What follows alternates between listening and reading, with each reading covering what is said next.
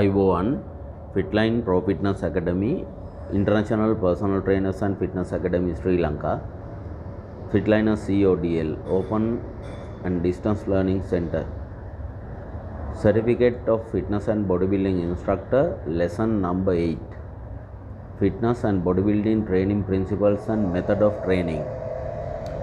දැන් මේ වෙනකොට දැන් lessons 7ක් ඔය අධ්‍යයනය කරලා තියෙනවා. ඒ ඔස්සේ වාට අපි විශ්වාස කරනවා සෑහෙන ලොකු දැනුමක් physical fitness සහ body building පිළිබඳවත් මේ විෂයන් දෙක අතර තියෙන සම්බන්ධතාවය පිළිබඳවත් පැහැදිලි අවබෝධයක් දැනටමත් ගොඩනැගිලා ඇති කියලා. ටියුට් එකට අවධානය යොමු කරොත් bodybuilding is a unique sport which involves the assessment of a competitor's overall muscle symmetry, muscularity and presentation skills in comparison to the other athletes in an appropriate weight or height class. Each contest consists of 3 rounds. The first round assesses the competitor's overall symmetry and muscularity. The second round is the free posing round, where the athlete presents to the judges a posing routine that emphasizes his or her best body parts as well as their level of conditioning. Round 3 is the comparison round, in which the athletes are compared against one another through a number of compulsory poses.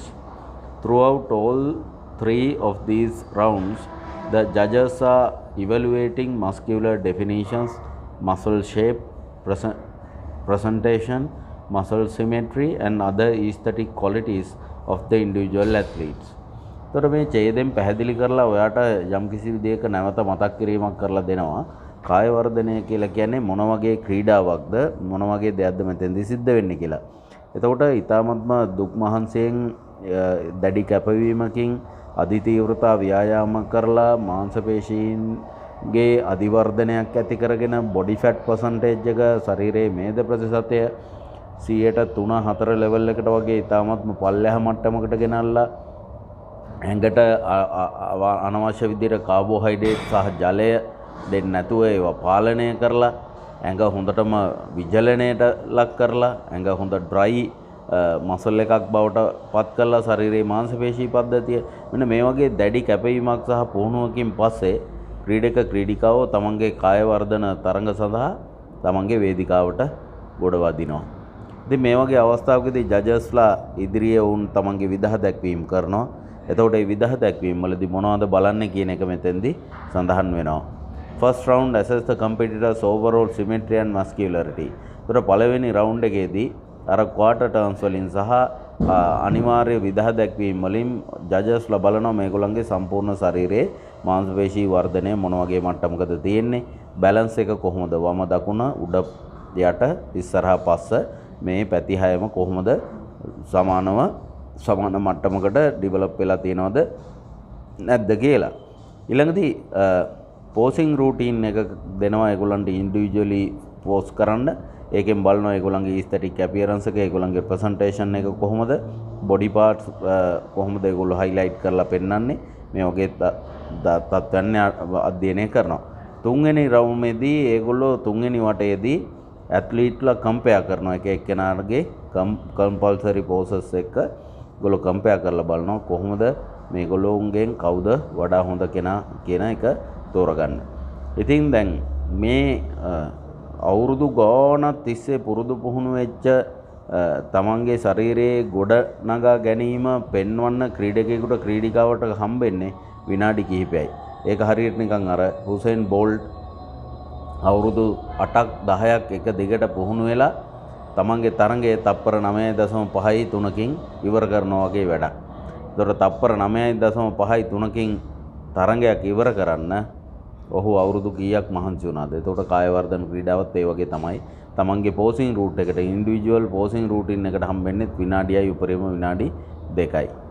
Now you have a fair understanding about bodybuilding and fitness training and its importance. In very simple terms to say, more muscle you have, more fat you can burn and stronger you become. ඉතින් දැන් ශාරීරික යෝග්‍යතාවයේම එක කොටසක් විදිහට සැලකුවොත් කාය වර්ධනය දැන් ඔයාලට ඉතාමත්ම පැහැදිලි ශරීරයේ මාංශපේශී පද්ධතිය අධිවර්ධනය කරගත්තාම ඔයාලට තියෙන බෙනිෆිට් එක. ඔයාගේ බොඩි ෆැට් බර්නින් ප්‍රොසෙස් එක වේගවත් වෙනවා, කාර්යක්ෂම වෙනවා සහ ඔයාලට ඉතාමත්ම ශක්තිමත් ශරීරයක් ලැබෙනවා. In this chapter we will look at the ways or the methodologies we can utilize to maximize our muscular gains to become healthy, fit and strong, as well as manage our body weight by maintaining good lean muscle mass. තොර දැන් මේ පරිච්ඡේදයේදී අපි කතා කරන්නේ මොනවද? පුහුණු මූලධර්ම සහ පුහුණු ක්‍රමවේද පිළිබඳව. කාය වර්ධනය පිළිබඳව තියෙන පුහුණු මූලධර්ම සහ පුහුණු ක්‍රමවේද පිළිබඳව තමයි අපි මේ පරිච්ඡේදය සාකච්ඡා කරන්නේ. ඒකෙන් පුළුවන් වෙයි ඔයාලට ඔයාගේ පුහුණුව, පෞද්ගලිකව කරන පුහුණුව තවත් ගොඩනගා ගන්න, වර්ධනය කරගන්න. ඒ වගේම ඔයා උපදේශකයෙක් එහෙම නැත්නම් පුහුණුකරුවෙක් විදිහට වැඩ කරනකොට ඔයාට කොයි විදිහටද තවදුරටත් ඔයාගේ පුහුණු කාර්යය එහෙම නැත්නම් ඒ වෘත්තීය කටයුතු සාර්ථක කරගන්න පුළුවන් වෙන්නේ කියන එක පිළිබඳව හොඳ අදහසක් එයි. එතකොට විශේෂයෙන්ම අපි මේ පරිච්ඡේදයේදී සාකච්ඡා කරන්නේ මාංශපේශී අධිවර්ධනය සඳහා වගේම ශක්ති වර්ධනය සඳහා ඒ වගේම ශාරීරික යෝග්‍යතාවය වැඩි දියුණු කර ගැනීම සඳහා හේතු සාධක වෙන මූලික කරුණු කාරණා සමූහයක් තමයි සාකච්ඡා කරන්නේ මේ ට්‍රේනින් ප්‍රින්සිපල්ස් එහෙම නැත්නම් පුහුණු මූලධර්ම සහ පුහුණු ක්‍රමවේද කියලා. ඒතර ඉස්සෙල්ලාම තියෙනවා බලන්න essential factors for muscle growth and fitness. එතකොට for those aiming to lose weight the equation is relatively simple. Calories intake is lesser than calories out. Going the other direction, that is gaining mass and building muscle, presents a comparatively more intricate set of steps. Muscle growth depends on a number of factors, not just how much weight you can throw on a barbell, though that is part of it, though it's a part of it. එතකොට දැන් මේ මාංශපේශී අධිවර්ධනය සහ ශක්ති වර්ධනය සඳහා අපි යම්කිසි බරක් වැඩි බරක් ඔසවලා යම්කිසි රෙපිටිෂන් සෙට්ස් ගණනක් කරනවා. ඒ එකම අපේ නියුට්‍රිෂන් ඉන්ටේක් එක එහෙම නැත්නම් කැලරි ඉන්ටේක් එක ගොඩක් වැඩි සාමාන්‍ය කෙනෙකුට වඩා බොහෝ සෙයින් දෙගුණ තෙගුණ මට්ටමක තියෙන්න ඕන කියන එක පිළිබඳවත් අපි සාකච්ඡා කරලා තියෙනවා මීට කලින්. ඉතින් ඒ නිසා දැන් weight එක අඩු කරන කෙනෙකුට නම් හරි ලේසි. මොකද මෙතන කියන විදිහට කැලරි ඉන්ටේක් එකට වඩා කැලරි බර්න් අවුට් එක වැඩි කරගත්තොත් එහෙම නැත්නම් කැලරි බර්න් අවුට් එකට වඩා කැලරි ඉන්ටේක් එක අඩු කරගත්තොත් එයාට ලේසියෙන් බර අඩු කරගන්න පුළුවන්. හැබැයි මසල් බිල්ඩින් සහ weight gaining, මසල් බල්කින් වලදී ඒකේ අනිත් පැත්ත අපිට කරන්න සිද්ධ වෙනවා. සෑහෙන ලොකු කැලරි අධිමාත්‍රාවකට එහෙම යන්න සිද්ධ වෙනවා. ඉතින් ඒ වගේ මූලික කරුණු කාරණා කීපයක් ඉස්සෙල්ලාම අපි බලමු. පළවෙනි එක තමයි diet.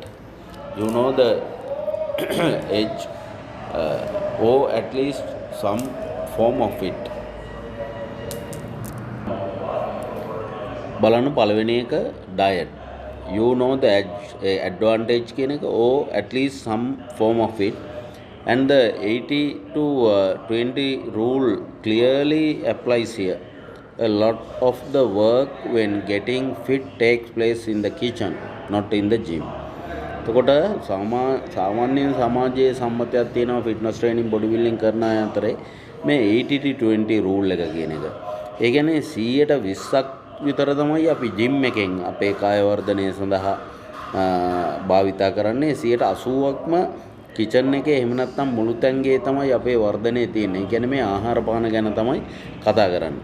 ඉතින් එතකොට දැන් මේ chapter එකේ මේ පරිච්ඡේදයේ විස්තර වෙනවා මොන වගේ ප්‍රෝටීන් ප්‍රමාණයක් උකා ගන්න ඕනද, මොන වගේ කාබෝහයිඩ්‍රේට් ප්‍රමාණයක් ගන්න ඕනද වගේ කරුණු කාරණා. You need to focus on lean protein rich food that will nourish your body and help facilitate muscle growth. ඒතර අපි කලින් කතා කරලා තියෙනවා වර්ධක හෝමෝන වර්ධනය වීම සහ ප්‍රෝටීන් සින්තසිස් එක වැඩි වීම මත ශරීරයේ ගොඩක් අපි ප්‍රෝටීන් අවైలබල් කරන්න ඕන මාංශපේශී නැවත ගොඩනැගීම සඳහා.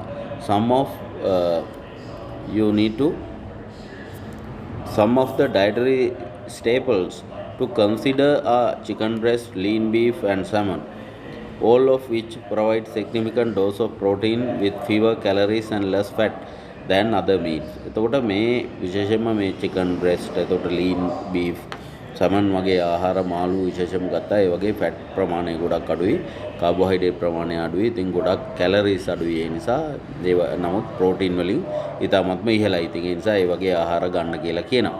For veggies, stick to nuts and beans which also have protein albeit in lesser quantities. එතකොට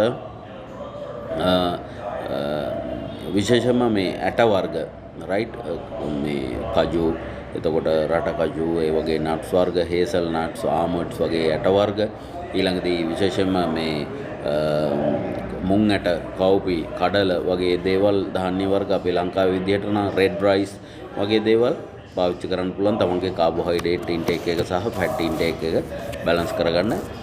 ඒ වගේම තමයි විශේෂයෙන්ම ඔය ඔලිව් ඔයිල් වගේ දේවල්, ඊළඟදී සුදු පොල් තෙල්, වර්ජින් කොකනට් ඔයිල් වගේ දේවල්, මධ්‍යදාම ෆැටි ඇසිඩ් වර්ග පාවිච්චි කරන්න පුළුවන් ඕගලන්ට මේදය අවශ්‍යතාවයේ ශරීරයේ සපුරගන්න. ඊළඟදී දෙවෙනි එක ස්ලීප්, නිින්ද. Rest and sleep is increasingly important to muscle growth.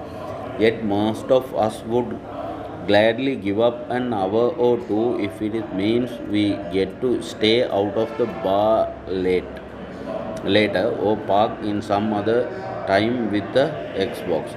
When you sleep, your body is hard at work repairing your muscle tissue, replacing old and damaged cells and getting to work on the good stuff. You will also recharge your brain and attain more mental alertness, and it gets you ready for the next round in the gym. For those serious about putting on muscles, 10 hours of sleep is often recommended. Put at least 7 to 9 per night should do it. Most of human growth hormones are secreted during night sleep. ඉතින් අපි නිින්ද ගැන ගොඩක් කතා කරලා තියෙනවා මීට කලින් පරිච්ඡේදවලත්.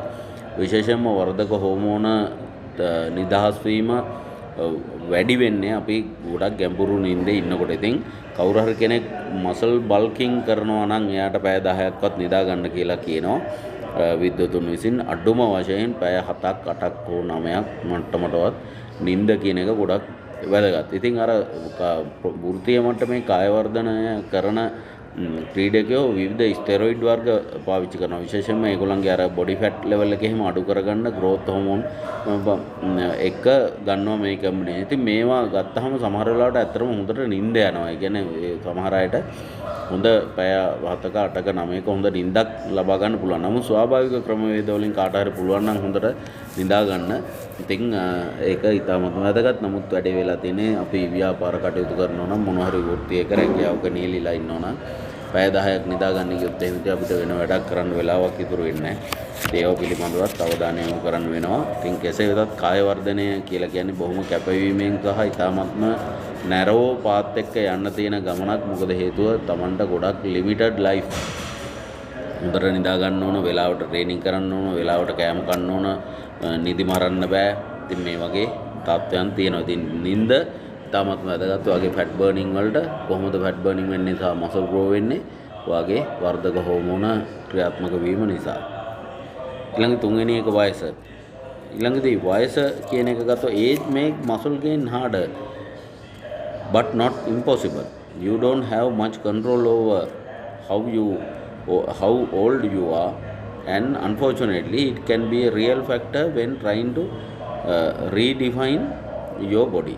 එතකොට දැන් අපි දන්නවා තරුණ වයස අවුරුදු 18 25 අතර වගේ කාලයේදී නම් ශරීරයේ වර්ධනය ඉතාමත්ම ඉහළ මට්ටමකට ගන්න පුළුවන්. නමුත් සමහර අයගේ ශරීරයේ වර්ධනය වයස අවුරුදු 40 පහු වෙලත් හොඳට සිද්ධ වෙන අවස්ථා අපි දැකලා තියෙනවා. ඒ නිසා වයස කියන එක එච්චරම ලොකු සාධකයක් නෙමෙයි. පොඩි ඇඩ්වාන්ටේජ් ඩිස්ඇඩ්වාන්ටේජ් දෙකම තියෙන්න පුළුවන්. ප්‍රධාන කාරණේ තමයි වයස ගැන වැඩි හිතන්න නැතුව හાર્ඩ් ට්‍රේනින් ප්‍රෝග්‍රෑම් එකකට ගිහිල්ලා හොඳ නියුට්‍රිෂන් ප්ලෑන් එකකට ගිහිල්ලා තමන්ගේ වර්ධනය සහතික කරගන්න එක. හතරවෙනි එක variety. Mix up your routine when you can. You are probably familiar with the term muscle memory, which is basically your body's way of adapting. අපි දන්නවා අපි එකම විදිහේ ක්‍රියාකාරකමක් එක දිගට කරගෙන යද්දී අපේ ශරීරයේ ඒකට අනුවර්තනය වෙනවා, හැඩ ගැහෙනවා. ඉතින් එතකොට අපි එකම විදිහට පුහුණු වීම කරගෙන ගියොත් එහෙම අපේ ශරීරයේ මසල් මෙමරි මාංශපේශීන්ගේ මතකය කියන එක ගොඩ නැගෙනවා. එහෙම වුණාම එයා ඒකට හැඩ ගැහෙනවා. ඉතින් එතකොට වර්ධනය ඇන හිටිනවා. එක තැනක නවතිනවා. ට්‍රේනින් ප්ලැටෝ එකක් අපි කියලා කියනවා. ඉතින් එතකොට ඒ නිසා මේ වෙරයිටි කියන එක හරි ඉම්පෝටන්ට්. ඒ නිසා සමහර ක්‍රීඩකයෝ ඉන්නවා ඒගොල්ලෝ සතියක එක වර්කවුට් එකක් සතියයි කරන්නේ. ඊළඟ සතියේ වර්කවුට් එකේ මොනවා හරි විචල්යක් මාරු කරනවා. එක්ක රෙපිටිෂන් ගන්න මාරු කරනවා, එක්ක සෙට්ස් ගන්න මාරු කරනවා, එක්ක උදේ හවස ට්‍රේනින් කරනවා, මොනවා හරි චේන්ජ් එකක් කරනවා ඇඟ අර මසල් මෙමරි එක කඩා ගන්න. මේකට තමයි අපි වෙරයිටි කියන එක පාවිච්චි කරන්නේ. ඊළඟට කන්සිස්ටන්සි අඛණ්ඩතාවය කියන එක එක දිගටම කරගෙන යන එක. අපි දන්නවා ශරීරයේ ගොඩනැගිලා තියෙන්නේ under the law of disuse. එතකොට අපි කරේ නැත්තම් ශරීරය හපව් වියකෙනවා, තිබුණු තත්ත්වයටපත් වෙනවා. ශක්තියෙන් සහ ප්‍රමාණයෙන් අපිව යථා තත්ත්වයටපත් වෙනවා. 6 වෙනි එක goals. ඒ කියන්නේ ඉලක්කයන් පිහිටවා ගැනීම, අරමුණක් පිහිටවා ගැනීම. Set goals and stick to them. We keep sharping on this one. Establishing goal and track your progress. You want to know if you are feeling lifting more than you were last week and by how much. ඉතින් දැන් අපි ඉලක්කයක් පිහිටවා ගත්තේ නැත්නම් අපිට කොහෙවත් යන්න හම්බෙන්නේ නැහැ. ඉතින් තමන් කාය වර්ධනය කරද්දී එහෙම නැත්නම් ෆිසිකල් ෆිට්නස් ට්‍රේනින් කරද්දී වෘත්තීය මට්ටමේ තරඟ වලට සහභාගී නුණා. ඒ අවස්ථාවේදී අපිට ඉලක්කයක් පිහිටව ගන්න පුළුවන්. උදාහරණයක් ගත්තොත් එහෙම ඕකේ අපේ ආම් එක අපි අඟල් 17කට 18කට වර්ධනය කරනවා. එහෙම නැත්නම් මම අඟල් 20ක මේ ආම් එකක් හදනවා. එහෙම නැත්නම් අඟල් 32ක ටයි එකක් හදනවා. ඒතර මගේ චෙස්ට් එක අඟල් 48 දක්වා ගේනවා. මෙන්න මේ වගේ මොකක් හරි ගෝල් එකක් එක්කෝ ශරීරයේ බර කිලෝග්‍රෑම් 6කින් වැඩි කරගන්නවා මසල් මෑස් එක, මාංශපේශී ස්කන්ධය. මෙන්න මේ වගේ ඉලක්කයක් තිබුණොත් තමයි අපිට ඉලක්කය හඹාගෙන යන්න පුළුවන් වෙන්නේ. විශේෂයෙන් මට මේ වෙලාවේ මතක් වෙන අපේ අග්‍රගණ්‍ය කාය වර්ධන ක්‍රීඩක ආනෝල්ඩ් ශ්වාසනයක නිතර කියන කතාවක්. එයා කියනවා ඔයාලට ගෝල් එකක් තිබුණ නැත්නම් විෂන් එකක් තිබුණ නැත්නම් යන්නේ කොහෙද කියලා දන්නේ නැත්නම් ඔයා අනිවාර්යයෙන්ම ජීවිත කාලෙම රවුම් ගගා ඉදී ඒ අදාළ තැනට යන්න වෙන්නේ නැහැ. හරියට නිකන් නැවක කැප්ටන් කෙනෙකුට හොඳ නැවක් හම්බෙලා තියෙනවා. නමුත් නැවේ කපිතාන් දන්නේ නැත්නම් මොන වරායටද යන්නේ කියලා එයා මුහුදේ කැරකි ඉඳී කියලා කියනවා. ඉතින් ඒ නිසා ඒවත් ඉතාමත් වැදගත් අපි මසල්ස් හදන්න යනකොට. හොඳයි, දැන් අපි ඊළඟ අනුමාතෘකාවට යනවා. most important fitness and bodybuilding training principles. තාමත්ම වැදගත් කාය වර්ධන හා ශාරීරික යෝග්‍යතා පුහුණු මූල ධර්ම කිහිපයක්. When you approach your multi-sport training, the best way to answer your question is to better understand the principles behind the work you are putting into improve. These are 7 basic principles of exercise or sport training you will want to keep in mind. ඒ නිසා හොඳට මතක තියාගන්න ඕන අපි අපේ කාය වර්ධනය වගේම වෙනත් ක්‍රීඩා සහ ශාරීරික යෝග්‍යතාවය වර්ධනය කරන්න ගියාම මෙන්න මේ මූලික සිද්ධාන්ත ටික, මූලික පුහුණු මූලධර්ම ටික ඉතාමත්ම වැදගත්. අපි නාමික වශයෙන් ගත්තොත් එහෙම පළවෙනි එක ඉන්ඩිවිජුවැලිටි. ඒතකොට ප්‍රින්සිපල් ඔෆ් ඉන්ඩිවිජුවැලිටි කියලා මතක තියාගන්න. දෙක ස්පෙસિෆිසිටි, the principle of specificity. තුන්වෙනි එක progression, the principle of progression. හතර overload, the principle of overload. පහ adaptation, the principle of adaptation. 6 recovery, the principle of recovery. 7 reversibility, the principle of reversibility. 8 individual responses to training stimulus, right, the principle of individual responses to training stimulus. දැන් අපි බලමු එහෙනම් මොකද්ද මේ වගේ අදහස් කරන්නේ කියලා. පළවෙනි එක individuality. Everyone is different and responds differently to training. Some people are able to handle higher volume of training while others may respond better to lighter intensity. අපි දන්නවා මිනිස්සුන්ගේ ශරීරයේ වර්ධනය, ශරීරයේ මේ පිහිටීම සියලු දේම එකිනෙකාට වෙනස්. ලෝකේ කොහෙවත් එක සමාන දෙන්නෙක් නැහැ කියලා මම නිතරම කතා කරනවා. එතකොට අපේ බොඩි ටයිප්ස් තියෙනවා. එක්ටෝමෝෆික්, මෙසෝමෝෆික්, එන්ඩෝමෝෆික්. ඊළඟදී එක්ටෝ මෙසෝමෝෆික්, එන්ඩෝ මෙසෝමෝෆික් වගේ ශරීර කාණ්ඩ තියෙනවා. පරිවෘත්තීය ක්‍රියාකාරීත්වය එහෙම් පිටින්ම කෙනාගෙන් කෙනාට වෙනස්. ඒ අයගේ මාංශපේශී සෛලවල තියෙන තන්තු ප්‍රමාණය, මාංශපේශී තන්තු වර්ගය, හෝමෝන මට්ටම, මේ සීළු දේවල්ම වෙනස්. ඒ නිසා කෙනෙකුට හෙවි ට්‍රේනින් හරි ගියාට තව කෙනෙකුට ලයිට් ට්‍රේනින් එකකින් තමයි මසල් එක හැදෙන්නේ. ඒ කියන්නේ කෙනෙකුට අඩු රෙපිටිෂන්ස් ගානක හෙවි වේට් ට්‍රේනින් එක්සර්සයිසස් අවශ්‍ය වෙනවා. සමහර කෙනෙක් ඉන්න පුළුවන් ලයිට් ට්‍රේනින් හයි රෙපිටිෂන් ප්‍රෝග්‍රෑම් එකකට යන්න අවශ්‍ය වෙන. ඒ නිසා මෙන්න මේ ඉන්ඩිවිජුවල් ඩිෆරන්සස් කියන එක එහෙම නැත්නම් ප්‍රින්සිපල් ඔෆ් ඉන්ඩිවිජුවැලිටි මේ ඒක පුද්ගල භාවය කියන එක පිළිබඳව අවධානය යොමු කරන්න අවශ්‍යයි. ඒ නිසා එක එක්කෙනා එකම වර්කවුට් එක හැමෝටම හරියන්නේ නැති වෙයි. මේ විවිධත්වය බලලා කොහොමද ඇඟ රෙස්පොන්ස් කරන්නේ කියන එක පිළිබඳව අවධානය යොමු කරන්න ඕනේ. ඉතින් මෙන්න මේ ප්‍රින්සිපල් ඔෆ් ඉන්ඩිවිජුවැලිටි කියන එක නිසා තමයි ඔය අන්තරායදායක ස්ටෙරොයිඩ් වර්ග පාවිච්චි කරනකොටත් අපි නිතර කියන්නේ ප්‍රේවසම් වෙන්න කියලා. කෙනෙකුට හොඳට ඇඟ හැදෙන්න පුළුවන්, තව කෙනෙකුගේ ඇඟේ වර්ධනය ඒ තරම්ම සිද්ධ වෙන්නේ නැති වෙන්න පුළුවන්. ඒ වගේම තමයි කෙනෙකුගේ liver එකට ඒක ඉෆෙක්ට් වෙන්න පුළුවන්, තව කෙනෙකුගේ liver එකට කිසිම බලපෑමක් නැති වෙන්න පුළුවන්. වකුගඩු වලට උනත් එහෙම තමයි. ඉතින් ඒ නිසා අපිට සමාන කරන්න බෑ. මොකද ඒවා හදලා තියෙන්නේ පොදුවේ තමයි හදලා තියෙන්නේ. නමුත් අර සප්ලිමන්ට් එකක් ගත්තත් එහෙම තමයි. සමහර සප්ලිමන්ට් වලට හොඳට ඇඟ හැදෙනවා සමහරුන්ගේ. සමහර අයගේ එහෙම ඇඟ හැදෙන්නේ නැහැ. ළඟදී දෙවෙනි එක ස්පෙસિෆිසිටි සුවිශේෂීතාවය පිළිබඳ මූලධර්මය. Improving your ability in a sport is very specific. If you want to be a great pitcher, running laps will help your overall conditioning, but won't develop your skills at throwing or power and muscle endurance required to throw a fast ball 50 times in a game. Swimming will help improve your aerobic endurance but won't develop tissue resiliency and muscular endurance for your running legs. එතකොට දැන් අපි දන්නවා පුද්ගලයාගේ අර උඩින් අපි කලින් කතා කරපු මූලධර්මයේම එක කොටසක් තමයි ඒකෙම අනිත් පැත්ත තමයි මේක. අර පුද්ගලයාගෙන් පුද්ගලයාට තියෙන විවිධත්වය නිසා අපිට ඒ වගේම තමයි පුහුණුවේ තියෙන විවිධත්වය. එතකොට අපිට එකම පුහුණුවකින් අපි ඒ කියන්නේ අපි බලාපොරොත්තු වෙන යෝග්‍යතා ගුණාංගය මොකක්ද? අන්න ඒකට අදාළ පුහුණුව තමයි මෙතෙන්දී කරන්න ඕන. ඉතින් අර මේ දැන් එන්ඩියුරන්ස් ට්‍රේනින් එකක් කරලා බලාපොරොත්තු වෙන්න බෑනේ ශරීරයේ පේශී වර්ධනය. ඒතර පේශී වර්ධනය සඳහා රෙපිටිෂන් 6ක් 8ක් වැඩිපුර සෙට්ස් ගානක් එහෙම කරලා මේ එන්ඩියුරන්ස් හදාගන්න බලාපොරොත්තු වෙන්න බෑනේ. දැන් ඔයාට නම්‍යතාවය කියන ගුණය වැඩි දියුණු කරගන්න ඕන නම් ඔයා කරන්න ඕනේ ස්ට්‍රෙචින්, යෝග අභ්‍යාස වගේ දේවල්. ඉතින් වේට් ට්‍රේනින් කරා කියලා හරි එහෙම නැත්නම් කිලෝමීටර් 10ක් 15ක් දිව්වා කියලා හරි ඒ වගේ නම්‍යතාවය වැඩි වෙන්නේ නැහැ. අන්න ඒ වගේ ස්පෙસિෆිසිටි කියලා කියන්නේ ඒකයි. එතකොට අර ඔයා කරනු ලබන පුහුණුවට අනුකූල යෝග්‍යතා ගුණාංගයක් තමයි ඔයාගේ ශරීරය තුල ගොඩ නැගෙන්නේ. ඒ නිසා ඒව පිළිබඳව සැලකිලිමත් වෙන්න ඕනේ.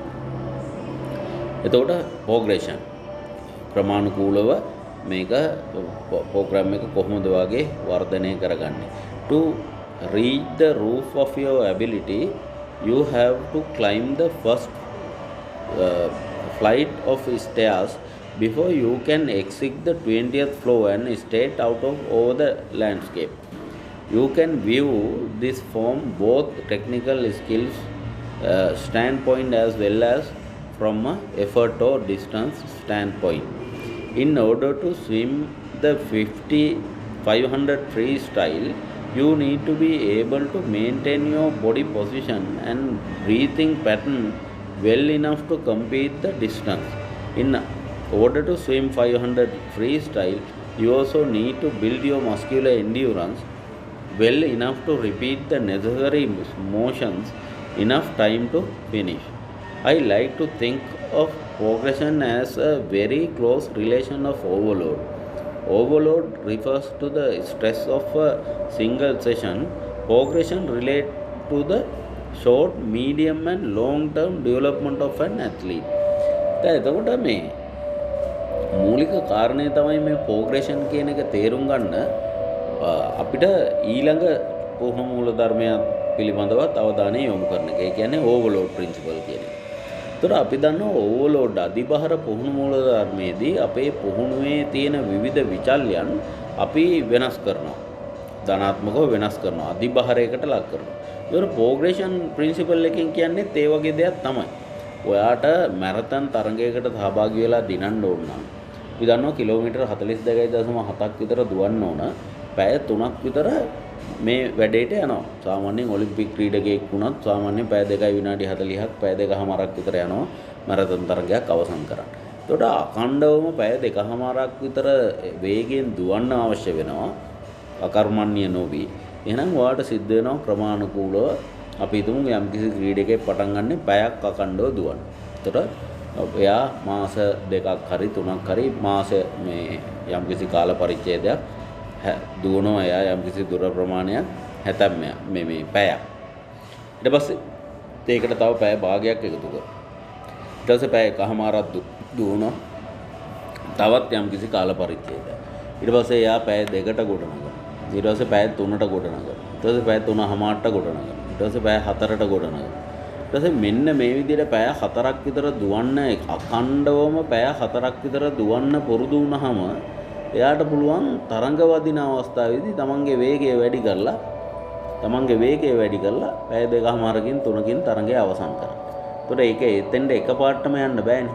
ඒ නිසා ක්‍රමානුකූලව ප්‍රෝග්‍රස් එකක් තියෙන්න ඕන වර්ධනයක් ඇති කරගන්න. ඉතින් මෙන්න මේක තමයි උදාහරණයෙන් පැහැදිලි වෙන්නේ අපිට මේ ප්‍රෝග්‍රෙෂන් ප්‍රින්සිපල් එක. ඒතර ඒ වගේම දෙයක් තමයි කියන්නේ ඕවර්ලෝඩ් ප්‍රින්සිපල් එකේදී. එතකොට මේවා ඕනෑම ක්‍රීඩාවකට ආදේශ කරගන්න පුළුවන්. Overload principle එකේදී for many adaptations to take place the human body is required to exert itself beyond the normal stress level of training. Put simple, you need to suffer in training in order to progress.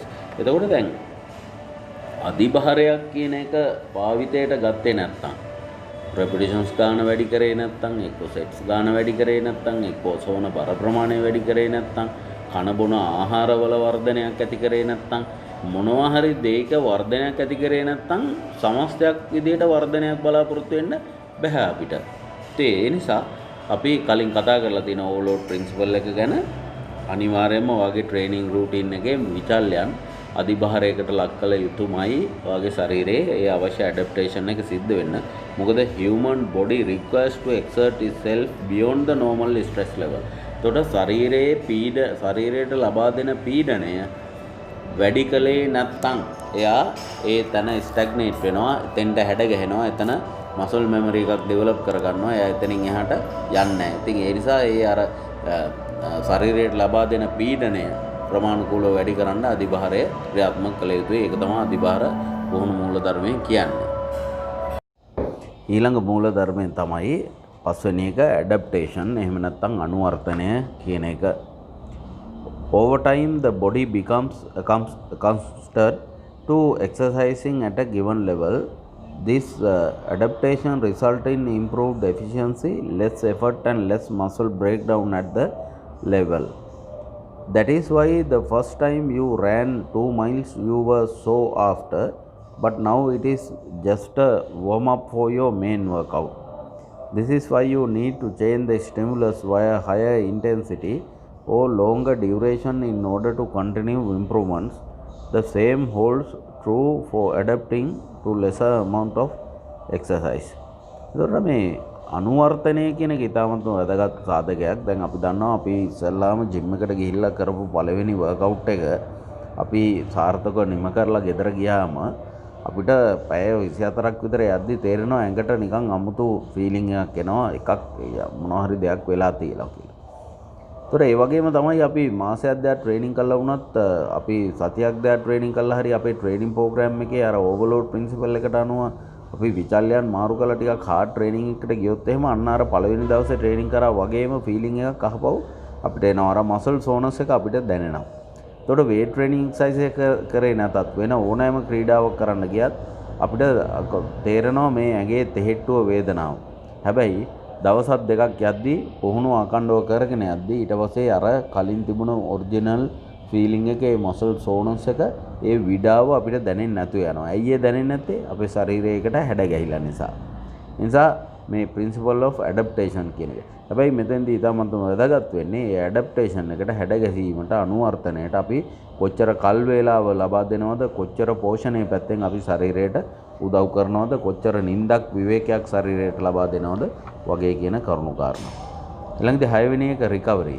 The body cannot repair itself without rest and time to recover. එතකොට මම උඩ adaptation ගැන කියලා ඉවර වුණෙත් ඒකෙන්ම තමයි recovery එකට අවශ්‍ය විවේකය නිින්ද වේලාව කොච්චර අපි ලබා දෙනවද කියන කාරණේ.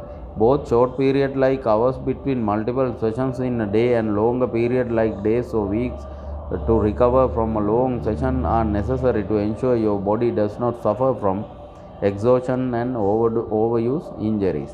එතකොට දැන් motivated athletes often neglect this. ඒතකොට ගොඩාක් motivation එක self motivation එක තියෙන ක්‍රීඩිකාවෝ අකණ්ඩවම පුහුණු වීම වල යෙදෙනවා ශරීරයට රිකවරි වෙන්න අවශ්‍ය ඉඩකඩ ලබා දෙන්නේ නැහැ. එතකොට දැන් මේක අපිට විවිධ විදිහට ලබා ගන්න පුළුවන්. දැන් උදාහරණයක් විදිහට එක දිගට මාසයක් ට්‍රේනින් කරලා දවස් 2-3ක රෙස්ට් එකක් ගන්න පුළුවන්. ඒ වගේම මාස 3-4ක් එක දිගට ට්‍රේනින් කරලා මාසික විතර රෙස්ට් එකක් ගන්නත් පුළුවන්. එහෙම නැත්නම් සති 2-3ක මේ රෙස්ට් එකක් අපි ගන්න පුළුවන්. මොකද රෙස්ට් එක කියන එක වුණත් අපිට තේරෙනවා දැන් අපේ ඇඟ රිකවර් වෙලා තියෙන්නේ අහපව් දැන් අපිට ට්‍රේනින් පටන් ගන්න පුළුවන් කියන තැනට. මොකද එහෙම නැති වුණොත් අපි දන්නවා අකණ්ඩවම පුහුණු වීම කරගෙන යද්දී අපේ පටකවල ගෙවී යාම ගොඩක් වැඩි වෙනවා. එතකොට මේ පටක ගෙවී යාම වැඩි නිසා ඒවා යථා තත්ත්වයටපත් වෙන්න අපි හිතනවට වඩා මේ වෙලාවක් අවශ්‍ය වෙනවා. ඉතින් ඒ නිසා මේ රිකවරි ටයිම් එක හරිම ඉම්පෝටන්ට්. දැන් ඔය මිස්ටර් ඔලිම්පියා කන්ටෙස්ට් කරන අය ආනෝල්ඩ් ක්ලාසික් තරඟවලට සහභාගී වෙන අය වගේ ප්‍රොෆෙෂනල් බොඩි බිල්ඩින් කරන අය ඒගොල්ලෝ සමහර වෙලාවට තමන්ගේ ටයිටල් එකේ ඒ ටූර්නමන්ට් එක ඉවර වුණාට පස්සේ සමහර වෙලාවට මාසයක් දෙකක් මාස 3ක් විතර වෙන්න පුළුවන්. සමහර විට මාස 2-3ක් සම්පූර්ණයෙන්ම ට්‍රේනින් වලින් ඉවත් වෙලා ඉන්න අවස්ථාවක් තියෙනවා. සමහර අය ඉන්නවා ඒගොල්ලෝ සතියක් විතර පොඩි බ්‍රේක් එකක් අරගෙන ඊට පස්සේ ආපහු ට්‍රේනින් පටන් ගන්න අය. ඉතින් ඒ නිසා කෙසේ වෙතත් විවේකය ලබා දීම රිකවරි එක සඳහා ඉතාමත්ම අවශ්‍යයි. එතකොට ශරීරය නැවත හොඳට ගොඩ නැගෙනවා. තුවාල වීම වගේ දේවල් වෙන එක ඕවර් ට්‍රේනින් වගේ වෙන එක ඉතාමත්ම අවම මට්ටමකට එනවා. ඉතින් ඒ නිසා ඒ ප්‍රින්සිපල් එකෙන් අදහස් කරන්නේ ඒක. The adaptation to overload occurs during rest periods. When you are pushing your limits, you are in a process of breaking down your body. During the recovery phase, the body experiences super compensation which results in the body adjusting to new levels of fitness. එතකොට අර අපි කියනවනේ කතාවට gym එකේදී ඇඟ කඩනවා, ගෙදර ගිහිල්ලා gym එක මේ ඇඟ හදනවා කියලා. ඉතින් එතකොට අපි පුහුණුවේදී කරන්නේ ශරීරයේ බිඳ වැටෙනවා, කැඩෙනවා, බිඳෙනවා වගේ දෙයක් තමයි සිද්ධ වෙන්නේ. ඒක විවේක කාලයේදී නැවත යථා තත්ත්වයට ගොඩ නැගෙනවා. ඒ නිසා ඒක ඉතාමත්ම වැදගත්. 7 වෙනි එක රිවර්සිබිලිටි කියන එක, ප්‍රතිවර්තියතාවය කියන එක. නැවත යථා තත්ත්වයටපත් වෙනවා. එහෙම නැත්නම් හිටපු තැනටම එනවා ආපහු කියන වගේ අදහසක් තමයි තියෙන්නේ මේකේ. This one is easy. Use it or lose it. ඒකට ඔයා කරොත් ට්‍රේනින් කරොත් ඔයාගේ යෝග්‍යතාවය කාය වර්ධන හැමදේම පවතිනවා. ඔයා ඒක මේන්ටේන් කරේ නැත්නම් ඔයාට ඒක නැති වෙලා යනවා. Use it or lose it. Failure to regularly adhere to your training program will result in you going backward. So that massive training block you did 6 months ago won't mean how much if you haven't done anything since. If you discontinue application of particular exercise like running 5 miles or bench pressing 150 pounds 10 times, you will lose the ability to successfully complete that exercise. ඒකට අපි දන්නවා සමහරු මාස 6ක් අවුරුද්දක් විතර හොඳට training කරගෙන ඉන්නවා. ඊට පස්සේ මොන හරි හේතුවකට එයා පුහුණු වීම අත්හැරලා දානවා. ඉතින් ඊට පස්සේ මාසයක් දෙකක් ඇඟ බලාගෙන ඉන්නවා මෙයා කරයිද කියලා. කරන්නේ නැති නිසා අහපව් අර ශරීරයේ තියාගෙන හිටපු ප්‍රෝටීන්, විටමින්, ඛනිජ ලවණ සීලුම දේවල් ශරීරයේ පරිවෘත ක්‍රියා සඳහා එයා පාවිච්චි කරනවා. අමතර කිසිම දෙයක් ශරීරයේ තියාගන්නේ නැහැ. එතකොට අර මේ දැන් අපි තුමුකෝ දැන් ඔය කොරෝනා පැන්ඩමික් එක මේ වගේ වසංගත ඇවිල්ලා එක්ක මොන හරි ඔය සුලි කුණාටු වගේ දේශගුණික විපර්යාසයන් ඇවිල්ලා මොන හරි වෙලා කෙනෙකුට ට්‍රේනින් කරගන්න බැරි වෙන්න පුළුවන්. ඒත් දැන් පහුගිය කාලේ ලොක්ඩවුන් කරා මේ රටවල් එහෙම් පිටින්ම මාස 2-3කට. ඒතකොට ඉතින් කාටවත් ට්‍රේනින් කරන්න බෑනේ ජිම් එකට ඇවිල්ලා. ඒතකොට ගෙදර ඉඳන් කරන දෙයක් තමයි. ඉතින් ඒ වගේ අවස්ථාවන් සුවිශේෂී අවස්ථාවන් හැර යම් කිසි කෙනෙක් මාස 6ක් විතර හොඳට ට්‍රේනින් කරලා ඊට පස්සේ ආයෙ ට්‍රේනින් කරන්න නැතුව ගියාම අර මාස 6 කරපු ප්‍රතිඵලෙත් ලබා ගන්න බැරි වෙනවා. ඉතින් ඒ වගේම තමයි සමහර අය ජිම් වලට ඇවිල්ලා සතියයි දෙකයි ට්‍රේනින් කරන්න නිකන් ජිම් එක කොයි වගේද බලන්න ඇවිල්ලා නිකන් ට්‍රේනින් කරා වගේ මාසයයි දෙකයි ඊට පස්සේ ආයෙ කන්ටිනියු කරන්න. ඉතින් එහෙම ප්‍රතිඵල ගන්න බෑ කිසිසේත්ම. එතකොට මේ පරිච්ඡේදෙම අහපහු යොමු කරොත් අවධානය your muscles will atrophy and the cellular adaptations like increased capillaries and mitochondria density will reverse. එතකොට ශරීරයේ අපි දන්නවා අපි ඇඩැප්ටේෂන් පාඩමේදී කතා කරා ඔයාලට මතක ඇති ශරීරයේ කොච්චර දරාත්මක හැඩගැසීම් වෙනවද කියලා. කේශනාලිකා ව්‍යාප්තිය, මයිටොකොන්ඩ්‍රියල් ඩෙන්සිටි එක, මයිටොකොන්ඩ්‍රියා ඝනත්වය සෛලය තුල වැඩි වෙනවා. මේ සියලු දේවල්ම අහපව් නැති වෙලා යනවා. ඉතින් ට්‍රේනින් එක නැවතුනහම ට්‍රේනින් කරගන්න බැරි වුණොත්. ඒකින්ද මේකත් ඉතාමත්ම වැදගත් පුහුණු මූලධර්මයක්. අඛණ්ඩව කරන්න ඕනේ කියලා අඛණ්ඩතාවය කියලා අපි කතා කරන්නේ අන්න ඒකයි.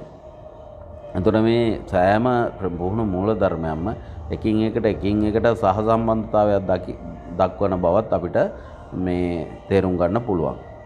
The principle of specificity, progression, overload, adaptation and reversibility are why practicing frequently and consistently are so important if you want to improve your performance. Missed sessions cannot rely may be made up within the context of a single session. They are lost opportunities for improvement. Skipping your long ride on weekend means you can't or shouldn't go as far as originally planned on weekend B. Progression and overlay. Skipping your Monday swim means your swimming skills and muscles won't be honed or stressed that day. Specificity. Missing a week due to a vacation set you back more than 1 week. Adaptation and reversibility. Apply these principles to your training to get better understanding on your body and how to achieve success. එතකොට ඒ නිසා මේ මතක් කරනවා අපිට මේ සියලුම පුහුණු මූලධර්ම මතකයේ තියාගන්න. ඒවා එදිනෙදා ජීවිතේ යොදා ගන්න භාවිතයේ සඳහා යොදා ගන්න. ඒ ඔස්සේ ඔයාලට පුළුවන්කම ලැබෙනවා මේ වඩා සාර්ථක පුහුණු සැසි නිර්මාණය කරගන්න සහ ඒ සාර්ථක පුහුණු තුලින් ඔයාගේ කාර්ය සාධන මට්ටම වැඩි දියුණු කරගන්න අවස්ථාව ලැබෙනවා. හින්දා මේ සෑම අවස්ථාවකදීම ට්‍රේනින් ප්‍රින්සිපල් එකක් ඒක පිටිපස්සේ තියෙනවා කියන එක පිළිබඳව අවධානයෙන් ඉන්න කියන්නේ. 8 වෙනි එක individual response to training stimulus. This is probably where the biggest mistake made by coaches and athletes. Unfortunately, one size does not fit all. So when one athlete has a greater response to a training program, that temptation is there to try and get everyone to follow the same program. While it's the need to consider and incorporate all the principles above, how we apply this in a practical sense is more art than science. A great coach will definitely identify innate differences and variances within each individual athlete to work to determine what is the best recipe to prepare this person for optimal performance. එතකොට අපි මුලින්ම කතා කරා individual response to training stimulus කියලා ඉන්ඩිවිජුවලිටි principal එකේදී principal of ඉන්ඩිවිජුවලිටි. එතකොට පුද්ගලයාගෙන් පුද්ගලයාට වෙනස් කියන එක හැමතිස්සෙම ඔළුවේම තියාගන්න ඕන. නමුත් ගොඩක් වෙලාවට වෙන වැරද්දක් තමයි පුහුණුකරුවන් අතින් Taman ඩිසයින් කරපු ට්‍රේනින් වර්ක්අවුට් එකක් ට්‍රේනින් ප්ලෑන් එකක් සමහර ක්‍රීඩකයෙකුට ඉතා හොඳ ප්‍රතිඵල ගෙනල්ලා දෙනවා වෙන්න පුළුවන්. අපි හිතමු බොඩි බිල්ඩින්ග් කියලා. එතකොට එයා ඩිසයින් කරලා දීපු ඒ ට්‍රේනින් වර්ක්අවුට් එක නිසා මේ අහවල් පුද්ගලයාගේ ශරීරය හුත්තට ගොඩ නැගෙනවා හැදෙනවා. එතකොට හැබැයි ඒක බලලා එහෙනම් මේක හරියයි අනිත් අයටත් කියලා ඒ ට්‍රේනින් ප්‍රෝග්‍රෑම් එකම තව කෙනෙකුට ආදේශ කරනවා අනිත් අයටත් කරන්න කියනවා. එතකොට තමත් එක්ක පුහුණු වීම වෙන ළමයි 5 දෙනෙක් ඉන්නවනේ ඒගොල්ලන්ට 5 දෙනාටම දෙනවා ඒ වර්ක්අවුට් එක. මොකද අර එක්කෙනෙකුට හොඳටම ප්‍රතිඵල ආවනේ ඒ නිසා. නමුත් ඒක වැරදි. එතකොට ඒකේ නියම ප්‍රතිඵල අනිත් අයට නොලැබී යන්න පුළුවන්. මොකද හේතුව අර ඉන්ඩිවිජුවල් ඩිෆරන්සස් තියෙන නිසා ඉතින් එහෙම වුණාම ඒ වගේ දේවල් ගැන සැලකිලිමත් වෙලා ට්‍රේනින් ප්‍රෝග්‍රෑම් එක අදාළ විදියට වෙනස් කරලා දෙන්න ඕන. එහෙම නැත්නම් අපිට බලාපොරොත්තු වෙන ප්‍රතිඵල වලට වඩා වෙනස් ප්‍රතිඵල තමයි එන්නේ. ඉතින් ඒ නිසා මෙන්න මේ පුහුණු මූලධර්ම 8 හොඳට මතක තියාගන්න ඕන. මේක කාය වර්ධනයට විතරක් නෙවෙයි සාමාන්‍ය ශාරීරික යෝග්‍යතා පුහුණුව වගේම වෙනත් ඕනෑම ක්‍රීඩාවක කාර්ය සාධන මට්ටම වැඩි දියුණු කර ගැනීම සඳහා ඔයාට භාවිතා කරන්න පුළුවන් පුහුණු මූලධර්ම. අපි ගොඩක් සාකච්ඡා කරා මේ පුහුණු මූලධර්ම සහ මාංශපේශී අධිවර්ධනය පිළිබඳ ගොඩාක් තොරතුරු මේ වෙනකොට කතා කරලා තියෙනවා. දැන් සමහර ඒවා ඔයාට තේරෙනවා ඇති මේ සමහර ලෙසන්ස් වල නැවත කතා කරනවා කියලා. ඒතකොට මේ වගේ තියෙන අන්තර් සම්බන්ධතාවය හරියටම ඔයාට තේරුම් ගන්න පුළුවන් වෙනවා. දැන් බලන්න මේ අනුමාතෘකාව 5 variables to optimize fitness and muscular hypertrophy. එතකොට ශාරීරික යෝග්‍යතාවය හා මාංශපේශී අධිවර්ධනය සඳහා වැඩි දියුණු කරගන්න අපිට භාවිතා කරන්න පුළුවන් අර මං කිව්ව විචල්යන් පහක්. බලන්න පළවෙනි එක තමයි intensity එක. How hard you do your training. ඔයා මොනතරම් තීව්‍රතා මට්ටමකින්ද ඔයාගේ පුහුණු වීම කරන්නේ. දෙවෙනි එක volume. How many repetitions and sets you do for a workout කියන එක. කොච්චර repetition sets ගානක් කරනවද. තුන්වෙනි එක exercise selection. එතකොට single joint easy exercise or multi joint compound or complex exercises. හතරවෙනි එක rest interval. Time you need to recover. පස්වෙනි එක training to failure. එතකොට මාංශපේශී අකර්මණ්‍යතාවයට පත් වෙනකම් කරනු ලබන පුහුණුව. එතකොට මේ විචල්යන් පහක් දක්වලා තියෙනවා. අපි චුට්ටක් ඒක බැලුවොත් එහෙනම් මොකද්ද මේකෙන් කියන්නේ කියන එක බලන්න. intensity කියන එක training intensity is arguably most important exercise variable for stimulating muscle growth. ඒතර මාංශපේශී අධිවර්ධනය සඳහා අවශ්‍ය උත්තේජනය සැපෙන පළමු ප්‍රධානම දේ තමයි තීව්‍රතාවය right. ඒතර මේ තීව්‍රතාවය අපි උපරිම වශයෙන් කියන්නේ කොහොමද 1 repetition maximum. කෙනෙකුගේ උපරිම හැකියාවෙන් එකයි කරන්න පුළුවන්. එහෙම නැත්නම් 100ක උත්සාහයක් දරනවා එක අවස්ථාවකදී කියන කාරණය 1 repetition maximum. Moderate rep ranges 6 to 12 repetitions have been shown to optimize hypertrophic response. එතකොට කවුරු හරි කෙනෙක් තමන්ගේ සෙට් එකකට repetition 6ත් 12ත් අතර කරනවා නම් මාංශපේශී අධිවර්ධනය සඳහා වඩා favorable කියලා හොයාගෙන තියෙනවා දල වශයෙන්. හැබැයි අපි කලින් පුහුණු මූලධර්ම වල කතා කරා කෙනෙකුට ඒකත් වෙනස් වෙන්න පුළුවන්. කෙනෙකුට repetition 6 8 එහෙම නැත්නම් 5 6 7 වගේ low repetition range එක muscle එක හැදෙන්න පුළුවන්. high repetition range එක තව කෙනෙක් හැදෙන්න පුළුවන් කියන කාරණේ. ඒතර muscle damage is also tried into muscle soreness, says Dr. Widman. And while some damage can help maximize gains, the goal shouldn't be to overtrain, which can cause excessive damage of a muscle, leading to slower recovery and disruption of achieving acute training quality and volume over time. Both testosterone and growth hormone are elevated to greater degree in training programs that employ moderate rep 6 to 12 sets as compared to high intensity sets using fewer rep ranges. 10-11 moreover, the decreased time under tension associated with moderate rep ranges is ideal for causing fatigue across the full spectrum of muscle fibers, maximizing increase in the muscle size.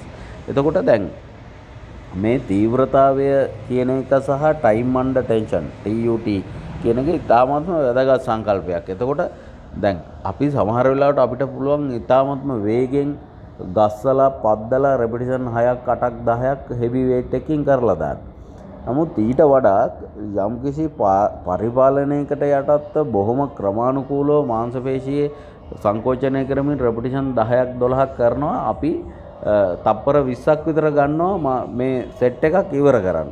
එතකොට ඔයා එහෙම කරලා නැත්නම් කරලා බලන්න. අන්න ඒ විදිහේ තීව්‍රතාවයක් හම්බුනොත් තමයි මේ මාංශපේශී අධිවර්ධනයේ ටෙස්ටොස්ටෙරෝන් සික්‍රීෂන් එක වැඩි වීම, growth hormone වැඩි වීම වගේ දේවල් වෙන්නේ. මසල් එක ලස්සනට හැඩ ගැහෙන්නේ, ෆැට් එක බර්න් වෙන්නේ, මේ හැම දෙයක්ම වෙන්නේ. දෙවෙනි එක volume. How many repetitions and sets you do for a workout. High volume multiple set protocols have consistently proven to be superior over single set when it comes to muscle hypertrophy. high volume programs that generate a significant amount of glycolytic activity, think bodybuilding style program which are anaerobic in nature, elevated testosterone and growth hormone level to a greater extent than low volume routine do. එතකොට මේ දැන් අපි දන්නවා ආනෝල්ඩ් ශ්වාසනයක ඔය J කට්ලර් එතකොට Ronnie කෝල්මන් වගේ ලෝක ප්‍රකට මිස්ටර් ඔලිම්පියා ක්‍රීඩකයෝ ගත්තහම ඒගොල්ලෝ හයි වොලියුම් ට්‍රේනින් කරනවා. ගොඩාක් හයි රෙපිටිෂන්ස්, හයි සෙට්ස්, මල්ටිපල් සෙට්ස් මෙහෙම කරනවා. ඉතින් ඒ නිසා මේ ග්ලූකෝස් දහනය කරමින් කරන ග්ලයිකෝලිටික් ඇක්ටිවිටි එකක් තමයි බොඩි බිල්ඩින් කියලා කියන්නේ. ඇනරොබික් ඉන් නේචර්, නිර්වායු ශෝෂණය නේද? නිර්වායු ක්‍රමයට ග්ලූකෝස් දහනය කරලා තමයි ශක්තිය ලබා දෙන්නේ පේශීන් වලට. ඒ නිසා මේ හයි වොලියුම් ට්‍රේනින්, හයි වොලියුම් කියන එකත් අපිට වෙනස් කරගත යුතු, වෙනස් කරන්න අවශ්‍ය විචල්යක්. ඊළඟදී එක්සයිස් සිලෙක්ෂන්. දැන් එක්සයිස් තෝරා ගන්නකොට වර්කවුට් එකකට විශේෂයෙන්ම බොඩි බිල්ඩින් වලදී when it come to muscle size, multi joint exercises are key. එතකොට මාංශපේශී අධිවර්ධනය සඳහා කරන්න ඕන සිංගල් ජොයින්ට් එක්සර්සයිස්ද මල්ටි ජොයින්ට් එක්සර්සයිස්ද? ඒ කියන්නේ දැන් අපි දන්නවා සිංගල් ජොයින්ට් එක්සර්සයිස් උදාහරණයක් ගත්තොත් එහෙම බයිසෙප් කර්ල්, ට්‍රයිසෙප් ප්‍රෙස් ඩවුන්, එක්ක ට්‍රයිසෙප් එක්ස්ටෙන්ෂන්. නමුත් අපි ගත්තොත් බෙන්ට් ඕවර් රෝවිං, ඩෙඩ් ලිෆ්ට්, එතකොට චින් අප්ස්, එක්ක බෙන්ච් ප්‍රෙස් මේ වගේ ව්‍යායාම ගත්තොත් එහෙම ඒවා මල්ටි ජොයින්ට් එක්සර්සයිස්. එක සන්ධියකට වඩා වැඩි සන්ධි ප්‍රමාණයක් චලනය වෙලා අදාළ මාංශපේශී සමූහයම සංකෝචනය කරන. ඒ නිසා මාංශපේශී අධිවර්ධනය සහ අර හෝමෝන ක්‍රියාකාරීත්වය වේගවත් කරන්න හොඳම multi joint exercises. Such movement recruit large amount of muscle mass which has huge impact on hormone responses. එකයි ඒ කිව්වේ. Higher level of both growth hormone and testosterone have been reported following multi joint movements compared to single joint ones. Higher levels of both growth hormone and testosterone have been reported following multi joint movements compared to single joint ones. This does not mean you can't include single joint movement in your program. These so-called isolation exercises are great for targeting development underdeveloped muscles and improving your muscle symmetry. Additionally, targeting individual muscles can elicit differing neuromuscular activation patterns, and doing so may heighten overall muscle development. එතකොට දැන් මේකෙන් අදහස් කරන්නේ මේ multi joint exercises විතරයි කරන්න ඕනේ, single joint exercises කරන්න අවශ්‍ය නැහැ කියලා. දැන් අපි දන්නවා සුපයිනේටඩ් ග්‍රිප් පුල් අප් එකක් කරොත් එහෙම නැත්නම් චින් අප් එකක් කරොත් එහෙම අපේ බයිසෙප් හොඳට වැඩ කරනවා.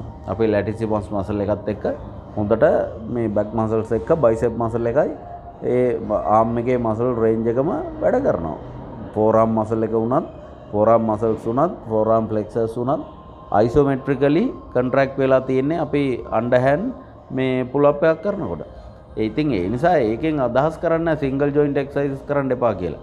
Single joint isolation exercises, bicep curl, preacher curl, dumbbell curl, dumbbell tricep extension, tricep press down, tricep kick back, calf raises, leg curl මේ වගේ single joint movements අනිවාර්යයෙන් කරන්න ඕන. ඒකෙන් පුළුවන් වාට මසල් සිමෙට්‍රි එක, ඒ කියන්නේ මසල්ස් වල තියෙන අඩුපාඩු, ශරීරයේ සමහර කොටස් වල තියෙන අඩුපාඩු හදාගන්න, නිවැරදි කරගන්න සහ මසල් බල්ක් එක වැඩි කරගන්න, ඒ වගේම නියුරෝ මස්කියුලර් කෝඩිනේෂන් එක, ස්නායු පේශී සමයෝජනය වැඩි කරගන්නත් පුළුවන්කම ලැබෙනවා. ඒ නිසා එක්සර්සයිස් සිලෙක්ෂන් එකේදී සිංගල් ජොයින්ට් එක්සර්සයිසස් අපි වර්කවුට් එකේ අන්තිමට තෝරගන්නවා, මල්ටි ජොයින්ට් එක්සර්සයිසස් මුලින් කරනවා. මොකද ඒ සඳහා වැඩි අවධානයක් යොමු කරන්න ඕනේ සහ වැඩි ශක්ති ප්‍රමාණයක් වගේ ශරීරයෙන් වැය වෙන නිසා.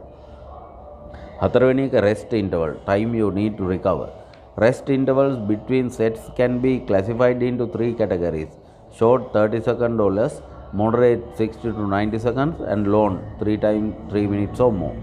එතකොට මේ විවේක කාලයේ රෙස්ට් ඉන්ටර්වල් කියන එක සෙට්ස් අතර තප්පර 30 විනාඩිය, විනාඩි 1කමාර, විනාඩි 3 හෝ විනාඩි 5 ওই විදිහට අපිට හදා ගන්න පුළුවන්. Short recovery period does not allow sufficient time to regain muscle strength, and long rest intervals compromise metabolic stress. Instead, moderate rest is best for maximizing the hypertrophic response compared to short and long rest periods. Moderate rest intervals are associated with a greater metabolic buildup, leading to large spike in anabolic hormone after exercise. එතකොට මේ විවේක කාලය ඕනෝට වඩා වැඩි වුණොත් තමන්ගේ පුහුණු සැසිය අතරතුර අර ශරීරයට එන අර පරිවෘත්තීය පීඩනය ඇනහිටින්න පුළුවන්. ඒක දුර්වල වෙන්න පුළුවන්. අර මෙටබොලික් ස්ට්‍රෙස් කියලා කිව්වේ ඒකයි. ඉතින් එතකොට මාංශපේශී අධිවර්ධනයට වගේම තමන්ගේ යෝග්‍යතා ගුණාංගවල වර්ධනයක් ඇති වෙන්න ප්‍රශස්ත රිකවරි ටයිම් එකක් රෙස්ට් ඉන්ටර්වල් එකක් ලබා ගත්තාම ඇති. සාමාන්‍යයෙන් ඉතින් කෙනෙක් මාසයක් දෙකක් තුනක් එක දිගට පුහුණු වීම කරද්දී එයාගේ දරා ගැනීමේ ශක්තිය වර්ධනය වෙනවා. එයාට වෙච්චර ලොකු රෙස්ට් එකක් අවශ්‍ය වෙන්නේ නැහැ ඊළඟ සෙට් එක කරන්න ඊළඟ පුහුණු සැසිය සඳහා. ඉතින් මේ යෝග්‍යතා වර්ධනයත් එක්ක සිද්ධ වෙන දෙයක්. නමුත් ආධුනිකයන්ට නම් සමහර වෙලාවට තමන්ගේ මුල් වර්කවුට්ස් වල බිට්වීන් සෙට්ස් ව්‍යායාම කට්ටල දෙකක් අතර ගන්න විවේකයේ විනාඩි දෙකක් තුනක් වුණත් ගත වෙන්න පුළුවන්. මොකද ඒගොල්ලන්ට ගොඩක් මහන්සි දැනෙන නිසා. ඉතින් ඒ නිසා මේ නමුත් මේ විවේක කාලය අපිට අවශ්‍ය වෙනවා. අපි දන්නවා නැවත ලැක්ටික් ඇසිඩ් පිරිපහදු වෙන්න, පේශී සෛල වලින් ඉවත් වෙන්න, ඒ වගේම ක්‍රියේටින් ෆොස්ෆේට් වගේ ක්ෂණික ශක්තිය ලබා දෙන සබ්ස්ටන්සස් නැවත පේශී සෛල තුල ගබඩා වෙලා වැඩි කාර්යක්ෂමතාවයකින් වැඩ කරන්න සූදානම් වෙන්න අවශ්‍ය නිසා. ඊළඟ එක තමයි training to failure කියන එක. පස්වෙනි එක muscular failure is defined at the point during set when a muscle can no longer produce the necessary force to lift the weight for one more rep. Training to failure not only activates a larger number of muscle fibers but also enhances exercise induced included muscle stress. Exercise induced muscle stress, elevating the hypertrophic response. එතකොට training to failure ඒ කියන්නේ මාංශපේශී අකර්මණ්‍ය වෙන තුරු යම්කිසි set එකක් කරන එක ඉතාමත් වැදගත් වෙනවා. මොකද හේතුව අර මසල් ඩිවලොප්මන්ට් එකට අවශ්‍ය මෙකැනිකල් ටෙන්ෂන් එක සහ මෙටබොලික් ස්ට්‍රෙස් එක ලබා දෙන්න. Muscle failure is defined at the point during set when a muscle can no longer produce necessary force to lift. Training to failure not only activates larger number of muscle fibers but also enhances exercise induced muscle stress. කිව්වේ ඒකයි. එතකොට අර දැන් සමහර වෙලාවට අපි පුහුණුවේ ප්‍රතිඵලයක් නැති වෙන්න හේතුවම මෙන්න මේ තැන ටච් කරලා නැති නිසා. ඒ කියන්නේ training to failure. දැන් bench press කියන ව්‍යායාමයේ ගත්තොත් උදාහරණයක් විදිහට කෙනෙකුට රෙපිටිෂන් 10යි නම් කරන්න තියෙන්නේ එයා රෙපිටිෂන් 10 කරලා නවත්තනවා. ඒ සෙට් එක රෙපිටිෂන් 10න් කම්ප්ලීට් කරන්න නැතුව Tamanට උදව්වට කවුරු හරි ට්‍රේනින් පාර්ට්නර් කෙනෙක් ළඟ තියාගෙන තව රෙපිටිෂන් 11 වෙනි එක 12 වෙනි එක 13 වෙනි එක 14 වෙනි එක 15 වෙනි රෙපිටිෂන් එක මේ විදිහට try කරන්න පුළුවන්. සමහර වෙලාවට ඔයාට එක රෙපිටිෂන් එකක්වත් කම්ප්ලීට් කරගන්න බැරුව ඒ කියන්නේ බාර් එක චෙස්ට් එක උඩ තියාගෙන try කරනවා උඩට තල්ලු කරන්න බෑ. අන්න ඒ ලෙවල් එකට එනකොට තමයි ෆේලියර් කියලා කියන්නේ. ඒතර ඔයාගේ ට්‍රේනින් පාර්ට්නර්ට පුළුවන් ටක් ගාලා බාර් එක හිමීට උස්සලා රැක් එකට දාන්න. නමුත් ඒ සමහර වෙලාවට ඔයා රෙපිටිෂන් 10ක් කරන්න පුළුවන් කියලා දාගත්ත weight එකෙන් ඔයා දන්නේ තව රෙපිටිෂන් 6ක් 7ක් විතර සමහර වෙලාවට ඔයාට කරන්න පුළුවන්. සමහර වෙලාවට ඔයා ෆැටික් වෙලා තියෙන 18 වෙනි රෙපිටිෂන් එකේදී. ඉතින් ඒ නිසා මේ training to failure කියන එක අඩු ගන්න එක සෙට් එකකට මේ තමන්ගේ එක එක්සයිස් එක සෙට් 4ක් 5ක් තියෙනවනම් එක සෙට් එකක් හරි failure level එකට මේ try කරන්න ඕන කරන්න. ඒක ඉතාමත්ම වැදගත්. එතකොට අපි කතා කරේ 5 variables to optimize fitness and muscle hypertrophy. මාංශපේශී අධිවර්ධනය හා යෝග්‍යතාවය වර්ධනය සඳහා අත්‍යවශ්‍ය විචල්යන් වෙනස් කළ යුතු වෙනස් කළ හැකි විචල්යන් පහක් ගැන තමයි අපි කතා කරේ. හොඳයි ටියුට් එකේ 4 වෙනි පිටුවේ අපි සාකච්ඡා කරමින් ඉන්නේ ට්‍රේනින් ප්‍රින්සිපල්ස් ගැන අපි යම්කිසි අදහසක් ගත්තා පුහුණු මූලධර්ම පිළිබඳව. බලන්න ඊළඟ අනුමාතෘකාව popular resistant training methods. දැන් training methods අපි අනුගමනය කරන්නේ ගොඩාක් හේතු වලට. එකක් තමයි අපේ පළවෙනිම හේතුව අපේ training stimulus එක. අපේ පුහුණුවෙන් මාංශපේශී පද්ධතියට ගනු ලබන උත්තේජනය වැඩි කර ගැනීම. දෙක ඒ ඔස්සේ අපේ පේශී අධිවර්ධනය උපරිම තත්ත්වයකට ගැනීම. බලන්න ඡේදයේ clearly training to failure is a key component to build muscle. But what about advanced training techniques that allow you to train past failure and other ways to manipulate your workout to make it harder? Let's take a look. First one, forced reps. එතකොට පළවෙනි training method එක විදිහට අපිට හම්බෙනවා forced reps method කියන එක. Forced reps, sometimes described as assisted reps, involve the use of a training partner to help you perform a few additional reps after complete failure is reached. The idea here is that the forced reps increase the amount of metabolic stress your muscles are under, providing additional stimulus for growth. එතකොට මේකේ මේ the idea here is that the forced reps increase the amount of ඒ වාක්‍යයට යටින් ඉරක් යන ගන්න පුළුවන් වාට. එහෙම නැත්නම් highlighter එකක් අරන් highlight කර ගන්න පුළුවන්. Amount of metabolic stress your muscles are under, providing additional stimulus for growth. එතකොට මේක තමයි ඉතාමත්ම වැදගත් වෙන්නේ. එතකොට මේ forced reps කියන එකට අපිට assisted reps කියලා කියන්න පුළුවන්. එහෙම නැත්නම් assisted training method කියලා කියන්නත් පුළුවන්. ඒ කියන්නේ අපි traditional set එකක් සාමාන්‍යයෙන් ඒ කියන්නේ යම්කිසි ව්‍යායාමයක් අදාළ කට්ටලයට අදාළ repetitions 8 10 12 හෝ යම්කිසි repetitions ගණනක් අපි කරනවා. ඊට පස්සේ විවේකයක් ලබා ගන්නවා තප්පර 30 කෝ විනාඩියක විවේකයක් අරගෙන නැවත අපි කරනවා. එතකොට ඒක traditional method එක. දැන් forced reps method එකේදී අපි යම්කිසි බරක් තෝරාගෙන ඒ බරෙන් අදාළ ව්‍යායාමය කරනවා. ඒ කරනකොට අපි ට්‍රේනින් පාර්ට්නර් කෙනෙක් තියාගන්නවා. අපි ෆේල් වුණාම රෙපිටිෂන් එක කරද්දී ෆේල් වුණාම තව රෙපිටිෂන් දෙක තුනක් කම්ප්ලීට් කරගන්න අපි ට්‍රේනින් පාර්ට්නර් කෙනෙකුගේ උදව් ලබා ගන්නවා. එතකොට ඒ ඔස්සේ පුළුවන් අපිට අපේ මසල් එක තවදුරටත් ස්ටිමුලේට් කරන්න, අපේට තවදුරටත් මසල් එකට ටෙන්ෂන් එක ලබා දෙන්න. එහෙම නැත්නම් අර මෙකැනිකල් ටෙන්ෂන්, එහෙම නැත්නම් යාන්ත්‍රිකමය පීඩනය ලබා දෙන්න අපිට පුළුවන්. එතකොට මේ පිළිබඳව පරීක්ෂණයක් කරලා තියෙන විත්‍ය මේ සඳහන් වෙනවා. research in Finland put this theory to the test. ඒතර ඒගොල්ලෝ ෆින්ලන්ඩ් වල පරීක්ෂණයක් කරලා තිනවා.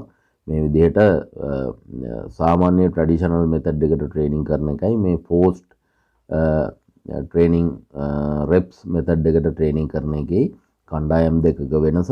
ඒකෙදි ඒගොල්ලන්ට දැනගන්න හම්බෙලා තියෙනවා අර මෙකැනිකල් ටෙන්ෂන් එක වැඩි කරලා මේ තව රෙපිටිෂන් තව කෙනෙකුගේ උදව්වක් ඇතුව රෙපිටිෂන් දෙක තුනක් වැඩිපුර කරපු අයගේ ටෙස්ටෙස්ටරෝන් growth hormone වගේ හෝමෝන ඇනබොලික් හෝමෝන් රිලීස් එක ගොඩක් වැඩි වෙලා ඒගොල්ලන්ගේ මසල් growth එක අනිත් අයට වඩා ඉදිරියෙන් තිබුණා කියන කාරණේ. ඉතින් ඒ නිසා මේ බොඩි බිල්ඩින් වර්කවුට් එකක් weight training වර්කවුට් එකක් කරද්දී කොහොමත් අපි දන්නවා සාමාන්‍ය ස්ට්‍රෙන්ත් කන්ඩිෂනින් එක්සර්සයිසස් කරන කෙනෙකුට වඩා ටිකක් හાર્ඩ් වර්කවුට් එකකට යන්න ඕන. එහෙම නැත්නම් වැඩි බරක් සමග පුහුණු වීම කරන්න ඕන. ඒ වගේ අවස්ථාවකදී විශේෂයෙන්ම මතක් කරන්න ඕන මේ forced reps සහ අපි ඉදිරියට කතා කරන training methods ගැන කතා කරනකොට විශේෂයෙන්ම safety එක පිළිබඳව වගේ මාංශපේශී සහ අස්ථි පද්ධතියේ පටකවලට සිද්ධ වෙන්න පුළුවන් තුවාල ආබාධ අවම කරගෙන ට්‍රේනින් කරන එක ඉතා වැදගත්. මොකද අපේ ජොයින්ට් එකක් තුවාල වුණොත් ඒක රිකවර් වෙන්න ගොඩක් දවස් යනවා, කල් ගත වෙනවා. එහෙම වුණාම අපේ ට්‍රේනින් එකට බාධාවක් වෙනවා. එතකොට අපේ ඉලක්කය කරා යන්න අපිට බැරි වෙනවා. ඒ නිසා සේෆ්ටි එක ඉතා වැදගත්. ඒ නිසා weight training belt එකක් පාවිච්චි කරන එක ඉන්නට දාන්න. ඊළඟදී gloves දෙකක් නැතත් විශේෂයෙන්ම wrist guard කියලා තියෙනවා. ඊළඟදී elbow guard කියලා තියෙනවා. ඊළඟදී squats වගේ කරද්දී අනිවාර්යයෙන්ම weight training belt එකක්, ඊළඟදී knee guards, ඊළඟදී එහෙම නැත්නම් knee wraps, මෙන්න මේ වගේ දේවල් පාවිච්චි කරන එක ඉතාමත් වැදගත්. ankle guard මේ ඕන දෙයක් පාවිච්චි කරන්න පුළුවන් ජොයින්ට් වල ස්ටැබිලිටි එකට සහ සේෆ්ටි එකට. ඉතින් ඒ වගේම ඇත්තටම ලොකු සපෝට් එකකුත් හම්බ වෙනවා අපිට හොඳට හෙවි වේට් එකක් හැන්ඩල් කරන්න. දෙවෙනි ට්‍රේනින් මෙතඩ් එකට අපි යමු වෙනවා. දෙවෙනි ට්‍රේනින් මෙතඩ් එක විදිහට තියෙන්නේ drop sets. සමහර විට ඔයාලා මේවා දැනටමත් කරලා ඇති. drop set එකක මොකද්ද සිද්ධ වෙන්නේ? Another post failure technique may bodybuilders use is the drop set. Drop set involve performing a set of failure with a given load and then immediately reducing the load and continuing to crank out more reps until you hit failure again. එතකොට දැන් drop set කියන method එකේදී වෙන්නේ ඔයා ටිකක් වැඩි බරක් යොදා ගන්නවා සාමාන්‍ය repetition 5ක් 6ක් විතර වගේ කරන්න පුළුවන් ලොකු බරක් 90ක 95ක විතර උපරිම හැකියාවෙන් weight එකක් තෝරගන්නවා. ඊට පස්සේ දැන් හිතන්නකෝ pin loaded machine එක ඔයා lat pull down කරනවා කියලා.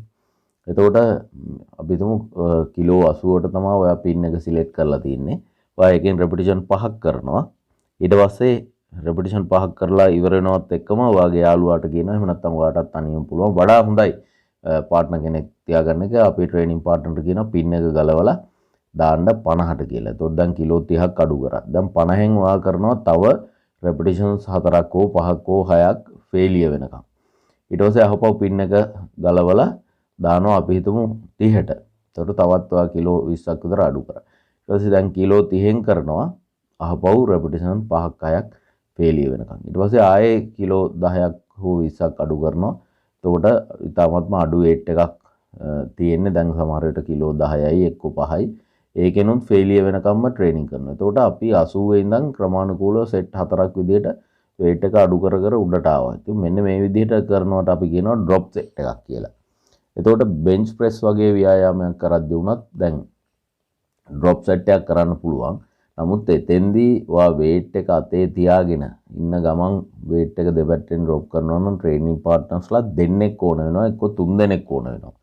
පිටිපස්සෙන් බාර් එක ස්ටැබිලයිස් කරලා අල්ලගන්න එක්කෙනයි දෙපැත්තේ weights එක වෙලා එකම මොහොතේ දෙපැත්තේ තියෙන plates ගලවලා ඉවත් කරන්න තව දෙන්නෙක් ඕන වෙනවා. ස්කොට් වගේ කරද්දිත් එහෙමයි. මොකද වඩා සාර්ථක වෙන්නේ දැන් ඔයා රැක් එකේ තියලා නැවත weight එක අඩු කරලා ආයෙ රැක් එකෙන් අරගෙන කරනවට වඩා අර muscle time under tension කියන මට්ටමේ තියාගන්න එක තමයි ගොඩක් වැදගත් වෙන්නේ. ඉතින් ඒ නිසා ඒ විදිහට safety එක ගැනත් අවධානය යොමු කරන්න ඕන. වඩා lazy pin loaded මේ machines වල drop set කරන එක ඉතාමත්ම lazy.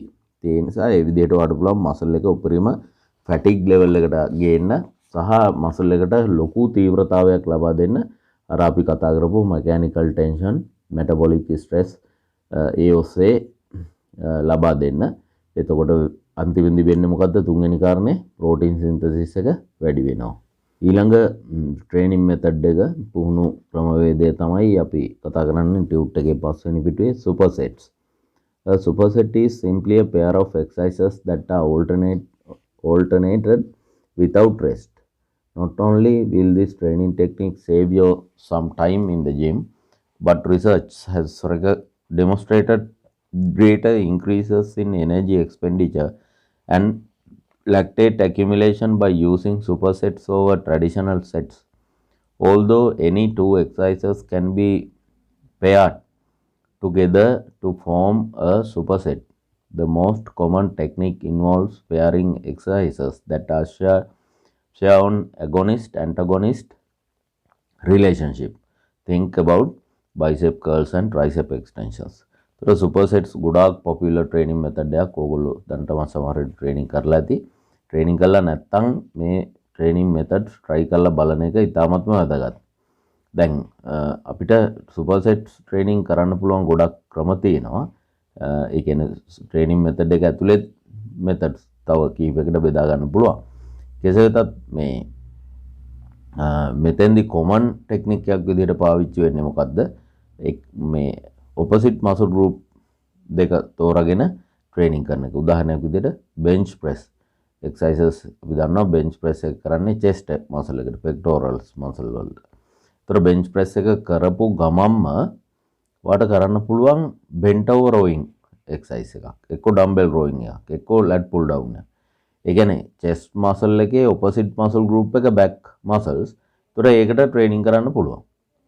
තවත් ලේසි උදාහරණයක් ගත්තොත් එහෙම biceps curl, dumbbell curl වෙන්න පුළුවන්, barbell curl වෙන්න පුළුවන්, මේ machine curl වෙන්න පුළුවන්.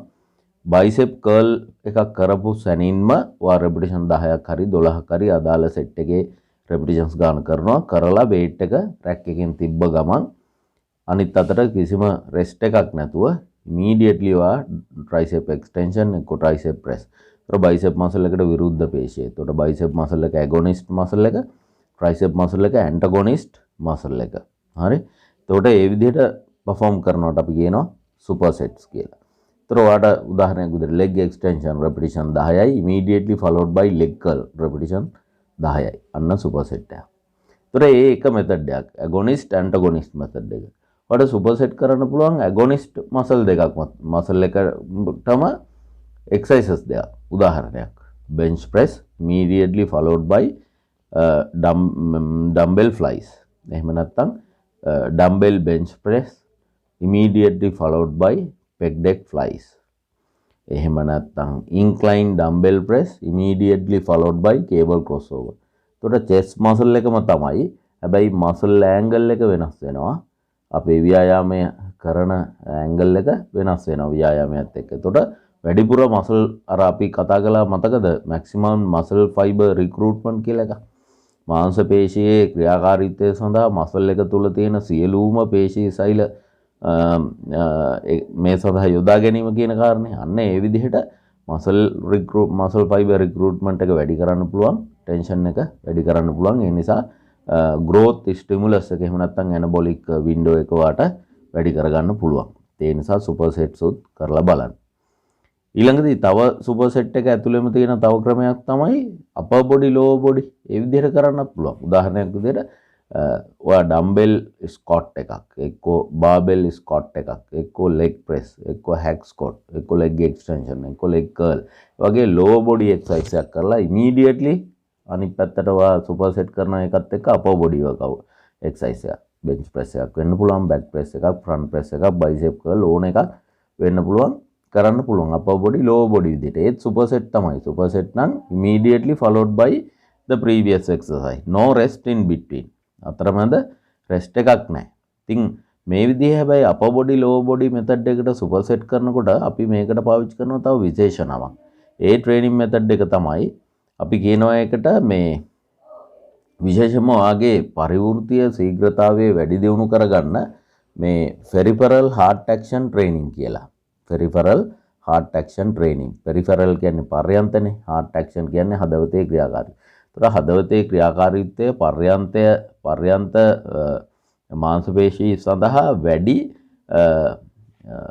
ඩිමාන්ඩ් එකකින් කටයුතු කරනවා. වැඩි ඉල්ලුමක් ඔක්සිජන් සහ පෝෂක පදාර්ථ වැඩි ඉල්ලුමක් තියෙනවනේ. upper body lower body දෙක කරද්දී ඒතර heart එක මහන්සි ගන්න ඕන upper body lower body දෙපැත්තටම blood circulation එක supply කරන්න. එතකොට ඒක එක්තරා ආකාරයක metabolic stress එකක් බවට පත් වෙනවා. ඒ එහෙම training කරන එකෙන් ඔයාට fat burning එක වැඩි කරගන්න පුළුවන්. ඔයාගේ metabolic rate එක වැඩි කරගන්න පුළුවන්. ඉතින් ඒ වගේ දේවල් කරන්න පුළුවන්. හැබැයි ගොඩක් වෙලාවට muscle bulking season එකදී එහෙම peripheral heart action training එකක් කරන්නේ නැහැ. off season මේ එකකදී muscle conditioning වලට එහෙම නැත්නම් අර muscle endurance capacity එක වැඩි දියුණු කරගන්න කෙනෙකුට පාවිච්චි කරන්න පුළුවන්. ඊළඟදී අපි දැන් මෙතන ඉලක්කම් order එකේ පොඩි වෙනසක් තමයි superset කියන එක 3 වෙන්න ඕන. එහෙම වුණොත් negatives කියලා තියෙනවා. negative training method එක අංක 4 වෙන්න ඕනේ. එතකොට දැන් negatives කියන එකේදී බලන්න මොකද වෙන්නේ කියලා. Up to this point most of the focus has been on techniques that primarily involve concentric or positive lift in the weight muscle action. Right, up to this point we were discussed about positive muscle actions. Now heavy negatives are also about the eccentric movement, lowering the weight and involve loads greater than your 1 repetition maximum to completely fatigue the muscle. දැන් අපි දන්නවා අපිට ධනාත්මක සංකෝචනයක් එහෙම නැත්නම් යම්කිසි බරක් ඔසවන්න පුළුවන් වෙන්නේ එසවීම කරන්නේ හැමතිස්සම 1 repetition maximum සහ ඊට වඩා අඩු මට්ටමකින්. 1 repetition maximum කියන්නේ දැන් අපි දන්නවා තමන්ගේ උපරිම හැකියාව. ඒ කියන්නේ 100% මට්ටමේ. දැන් අපි හිතමු ඇත්තටම උදාහරණයක් විදිහට කෙනෙකුට lat pull down exercise එක එහෙම නැත්නම් bench press කියන exercise එක කරන්න පුළුවන් උපරිම එක repetition එකක් කිලෝ 100කින්. එතකොට දැන් negatives method එකේදී කරන්නේ අපි weight එක ඔසවන්නේ නැහැ. අපි ඔසවලා තියෙන weight එක ක්‍රමානුකූලව negative movement එක. එහෙම නැත්නම් පේශී දිග හැරීම. එහෙම නැත්නම් මේ weight එක release කරන එක තමයි කරන්නේ time under tension muscle එකේ tension එක තියාගෙන. තොර ලැට් පුල් ඩවුන් එකක් වගේ අපි හිතමු වාට කිලෝ 100කින් වගේ උපරිම හැකියාව කියලා. දැන් නෙගටිව් එකට 100ට වඩා වැඩි එහා පැත්තට යන්න පුළුවන්. එතකොට ඔයා weight එක සිලෙක්ට් කරගන්නවා 110 එහෙම නැත්නම් 120. කිලෝ 110 හරි කිලෝ 120 හරි. දැන් 110ක් හරි 120ක් හරි ඔයාට තනියම පුල් ඩවුන් කරන්න බෑනේ. එතකොට මොකද කරන්නේ? ට්‍රේනින් පාර්ට්නර් කෙනෙකුගේ උදව්වත් එක්ක උදව්වෙන් weight එක පල්ලෙහාට ගන්නවා. ඒ කියන්නේ බාර් එක chest එක මට්ටමට ගන්නවා ලැට් පුල් එක. ඊට පස්සේ මොකද කරන්නේ? බාර් එක හොඳට grip කරගෙන හිමීට තප්පර 5ක් 6ක් 8ක් 10ක් පාවිච්චි කරලා හිමීට රිලීස් කරනවා weight එක අපව waist tag එක නියමිත විදියට පතිත වෙන්න. තේරුණා නේද? නෙගටිව් මූවමන්ට් එක. එතකොට bench press එකේදී උනත් ඔයාට handle කරන්න බැරි තරම් weight එක ඔයා බාර් එකට load කරලා training partner ගේ උදව්වෙන් rack off කරගෙන ගන්නවා අත් දෙකට. ඊට පස්සේ ක්‍රමානුකූලව chest එක පැත්තට weight එක path කරනවා. ඊට පස්සේ උඩට ආපහු press කරන්න වට හැකියාවක් නැහැ. මොකද 100ට වඩා වැඩි ප්‍රමාණයක් යන නිසා එහෙම වුණාම ආපහු තව කෙනෙකුගේ හෝ දෙන්නෙකුගේ උදව්ව ඇතුව තමයි positive movement එක complete කරගන්න වෙන්නේ. Numerous studies show greater gains in muscle mass with eccentric training compared to concentric only. One of the reasons for this is greater muscle damage that occurs with eccentric training. Damage to muscle is believed to promote a hypertrophic response, leading to a rapid rise in protein synthesis. Eccentric training can also recruit more type 2 fast twitch muscle fibers, which have the greatest potential for hypertrophy. This was demonstrated in a study published in a journal of applied physiology that focused eccentric training resulted in a tenfold increase in muscle size compared to concentric exercise. දැන් මේ eccentric training එහෙම නැත්නම් negative training movement එක තියෙන අනිත් වැදගත්කම තමයි අපි දන්නවා අපි weight එකක් handle කරන්නේ ගුරුත්වාකර්ෂණයට එරෙහිව. එතකොට ගුරුත්වාකර්ෂණයට එරෙහිව අපි ගුරුත්වාකර්ෂණයෙන් පල්ලෙහාට ඇදලා ගන්න weight එකක් බලයක් අපි අපේ පේශී වල ශක්තිය පාවිච්චි කරලා control කරගෙන අපි බොහොම හිමීට රිලීස් කරනවා. එතකොට muscle fiber recruitment එක වැඩි. ඒ නිසා muscle fibers වලට සිද්ධ වෙන අර mechanical damage එක වැඩි. ඒතර මේ අර ලැබෙන tension එක සහ damage එක වැඩි නිසා අර protein සංශ්ලේෂණය වැඩි වෙනවත් එක්කම මාංශපේශී අධිවර්ධනය කියන එක ගොඩක්ම සිද්ධ වෙන්නේ negative movement එකේදී. ඒතකොට ගොඩක් වෙලාවට අපි දන්නවා gym වල සාමාන්‍යයෙන් training කරන අය weight training exercises කරද්දී තමන්ගේ වැඩිම අවධානයක් යොමු කරන්නේ positive movement එකට. positive movement එකට. ඒ කියන්නේ negative movement එක ඔහේ අපි අතාරිනවා. එහෙම නැත්නම් ඒ ගැන අවධානය යොමු කරන්නේ නැහැ. නමුත් negative movement එක තමයි body building වලදී ඉතාමත්ම වැදගත් training pace එක වෙන්නේ. අපි concentric movement එක කරනවට වඩා වැඩි අවධානයකින් සහ පාලනයකින් යුතුව negative movement එක handle කරගත්තොත් training stimulus එක අපිට ගොඩක් වැඩි කරගන්න පුළුවන්. දැන් මේ පරිේශන වලින් හම්බෙලා තියෙනවා කියලා කියනවා eccentric training එක නිසා muscle fibers වල තියෙන type 2 fast twitch fibers convert වෙනවා සම්පූර්ණයෙන්ම fast twitch muscle fibers වලට size එකෙන් ප්‍රමාණයෙන් සහ strength එකෙන් වැඩි වෙමින්. ඉතින් ඒ නිසා ඉතාමත්ම වැදගත්. Heavy negative are all about the eccentric movement lowering the weight and involves loads greater than your 1 repetition maximum to complete fatigue the muscle. Finally, eccentric training has been shown to elevate lactate levels, resulting in an increase anabolic hormones. එතකොට ඒ නිසා අර training stimulus එක වැඩි වෙනවා. lactate threshold එක ඉස්සරහට තල්ලු කරගන්න අපිට පුළුවන් වෙන ඒ ඔස්සේ මාංශපේශී දරා ගැනීමේ හැකියාවත් වැඩි වෙනවා. ඒ නිසා negative training ඉතාමත්ම වැදගත්. තමන්ගේ training තමන්ගේ strength එක muscle growth එක එක තැනක නැවතිලා තියෙනවා නම් එතනින් එහාට පැන ගන්න අපි කියනවා breaking a plateau කියලා. ඒ plateau එකක් කඩා ගන්නත් negative training හරිම වැදගත්. එතකොට off season එකදී වගේ කෙනෙකුගේ strength එක සහ muscle bulk එක වැඩි කරගන්න මේක භාවිතා කරන්න පුළුවන් මේ training method එක. ඒතර අපි training methods හතරක් කතා කරා. force reps, drop sets, supersets, negative sets. එතකොට ඊට අමතරව ට්‍රයි සෙට්ස් තියෙනවා, තව පවර් ට්‍රේනින් මෙතඩ්ස් තියෙනවා. ඒ වගේ ඒවත් ඕගොල්ලන්ට වැඩිපුර අධ්‍යයනය කරන්න පුළුවන්. දැන් ටියුට් එකේ පස්වෙනි පිටුවේ අපි අනුමාත්‍රකාවක් දාලා තියෙනවා important factors affect on fitness and body building කියලා. ශාරීරික යෝග්‍යතාවය හා කාය වර්ධනය සඳහා වැදගත් වෙන තවත් කරුණු කාරණා කිහිපයක්. ඇත්තටම මේවා අපි කලින් ගොඩක් සාකච්ඡා කරලා තියෙනවා. ඒ නිසා මම මේ අවස්ථාවේදී මේක ගොඩක් විස්තර කරන්න යන්නේ නැහැ. බලන්න පළවෙනි එක lift progressively heavier weight. A fundamental requirement for everyone waiting to achieve size is to increase the amount of weight lifted from session to session. This increase the intensity of session and ensure the muscle are subjected to sufficient stress which will turn elicit results. එතකොට හැම පුහුණු අවස්ථාවකදීම තමන් චැලෙන්ජිං workout එකක් තමන්ට අභියෝගාත්මක පුහුණුවක් කරන එක ඉතාමත්ම වැදගත් ශක්තිය සහ මාංශ පේශී අධිවර්ධනය සඳහා පුහුණු වීම කරනකොට. ඉතින් අපි කතා කරලා තියෙනවා විචල්යන්ගෙන් මොකක් හරි විචල්යක් වැඩි කරන්න ඕන. ඒ කියන්නේ සමහර වෙලාවට weight එක වෙන්න පුළුවන්, number of repetitions වෙන්න පුළුවන්, number of sets වෙන්න පුළුවන්, number of days that you are training per week වෙන්න පුළුවන්. එහෙම නැත්නම් duration of the workout, එහෙම නැත්නම් training set වෙන්න පුළුවන්. මේ වගේ මොකක් හරි වැඩි කරන්න ඕන. rest එක වගේ දෙයක් නම් අඩු කරන එක කරන්න ඕන. ඒතර ඒ වගේ training stimulus එකකට යන්න පුළුවන්.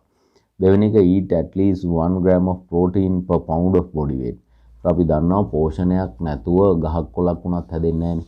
ගහකට වුණත් හොඳට පොහොර දැම්මම තමයි ගහ ඉතා හොඳින් වේගයෙන් වර්ධනය වෙන්නේ. ඒ එහෙනම් ශරීරයට පුහුණුව විතරක් ලබා දුන්නට බෑ.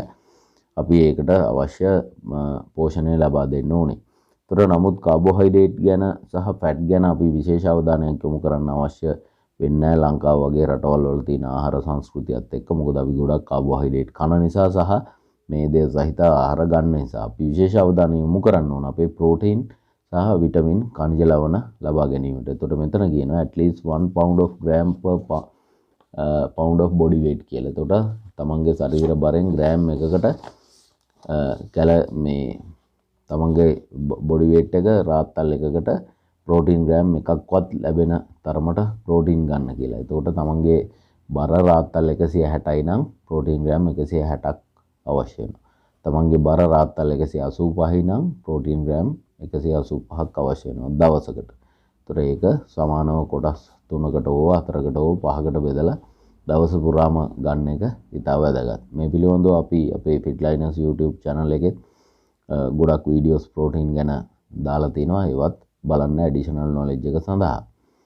ඊළඟදී තුන්වෙනි එක අපි 6 වෙනි පිටුවේ ඉන්නේ ටියුට් එකේ. තුන්වෙනි අනුමාත්‍රකාව විදිහට තියෙනවා get adequate sleep කියලා. එතකොට අපි දන්නවා විවේකය, training, nutrition, rest නේද? body building වල මූලික strategy එක මතකනේ. එතකොට මේකෙත් කතා කරනවා get adequate sleep, ප්‍රමාණවත් තරම් නිින්දක් ලබා ගන්න කියලා. Sleep is crucial for many reasons.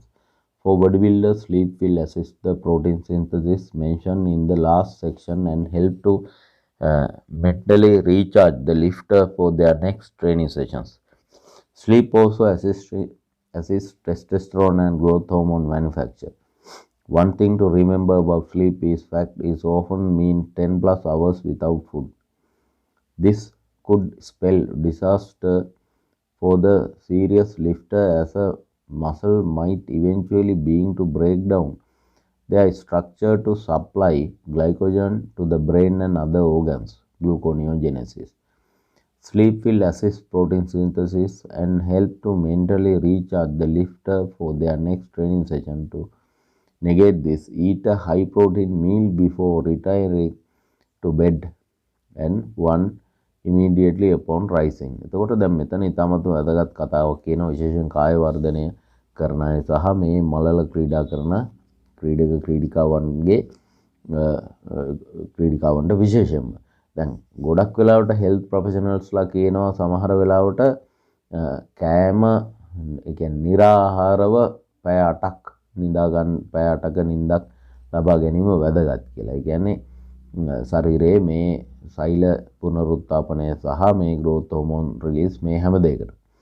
හැබැයි දැන් මෙතෙන්දී විශේෂයෙන් කියනවා කාය වර්ධනය සහ වෙනත් ඒ වගේ high intensity training කරන ක්‍රීඩක ක්‍රීඩිකාවන්ට නම් වඩා හොඳයි කියලා නිර්දේශ කරනවා නින්දට කලින් අධි ප්‍රෝටීන් මාත්‍රාවක් තියෙන හයි ප්‍රෝටීන් මීල් එකක් අධි ප්‍රෝටීන ආහාර වේලක් ලබාගෙන නින්දට යන්න කියලා. එතකොට අපි දන්නවා ක්‍රමානුකූලව පැය දෙක තුනක් හිමීට ප්‍රෝටීන් ටික ජීර්ණය වෙනවා. එතකොට අර ගැඹුරු නිින්දේ ඉන්න අවස්ථාවක අපිට පුළුවන් වෙනවා අර ශරීරයේ ස්වාභාවික වර්ධක හෝමෝන සහ ටෙස්ටොස්ටෙරෝන් හෝමෝන් සික්‍රීෂන්ස් ස්ටිමුලේට් කරගන්න. මොකද එහෙම නැති වුණොත් එහෙම වෙන්නේ ස්නායු පද්ධතියට, මොළයට, රුධිර සංසරණ පද්ධතිය සහ අන්තරාසාර්ග පද්ධතියට අවශ්‍ය වෙනවනේ යම්කිසි ශක්තියක් තමන්ගේ පද්ධතිවල කාර්යයන් සිදු කරන්න මේ නිදාගෙන ඉන්න පැය 8-9 තුල ලොකු කාල සීමාවක්. ඉතින් එතකොට එහෙම වුණාම ඒ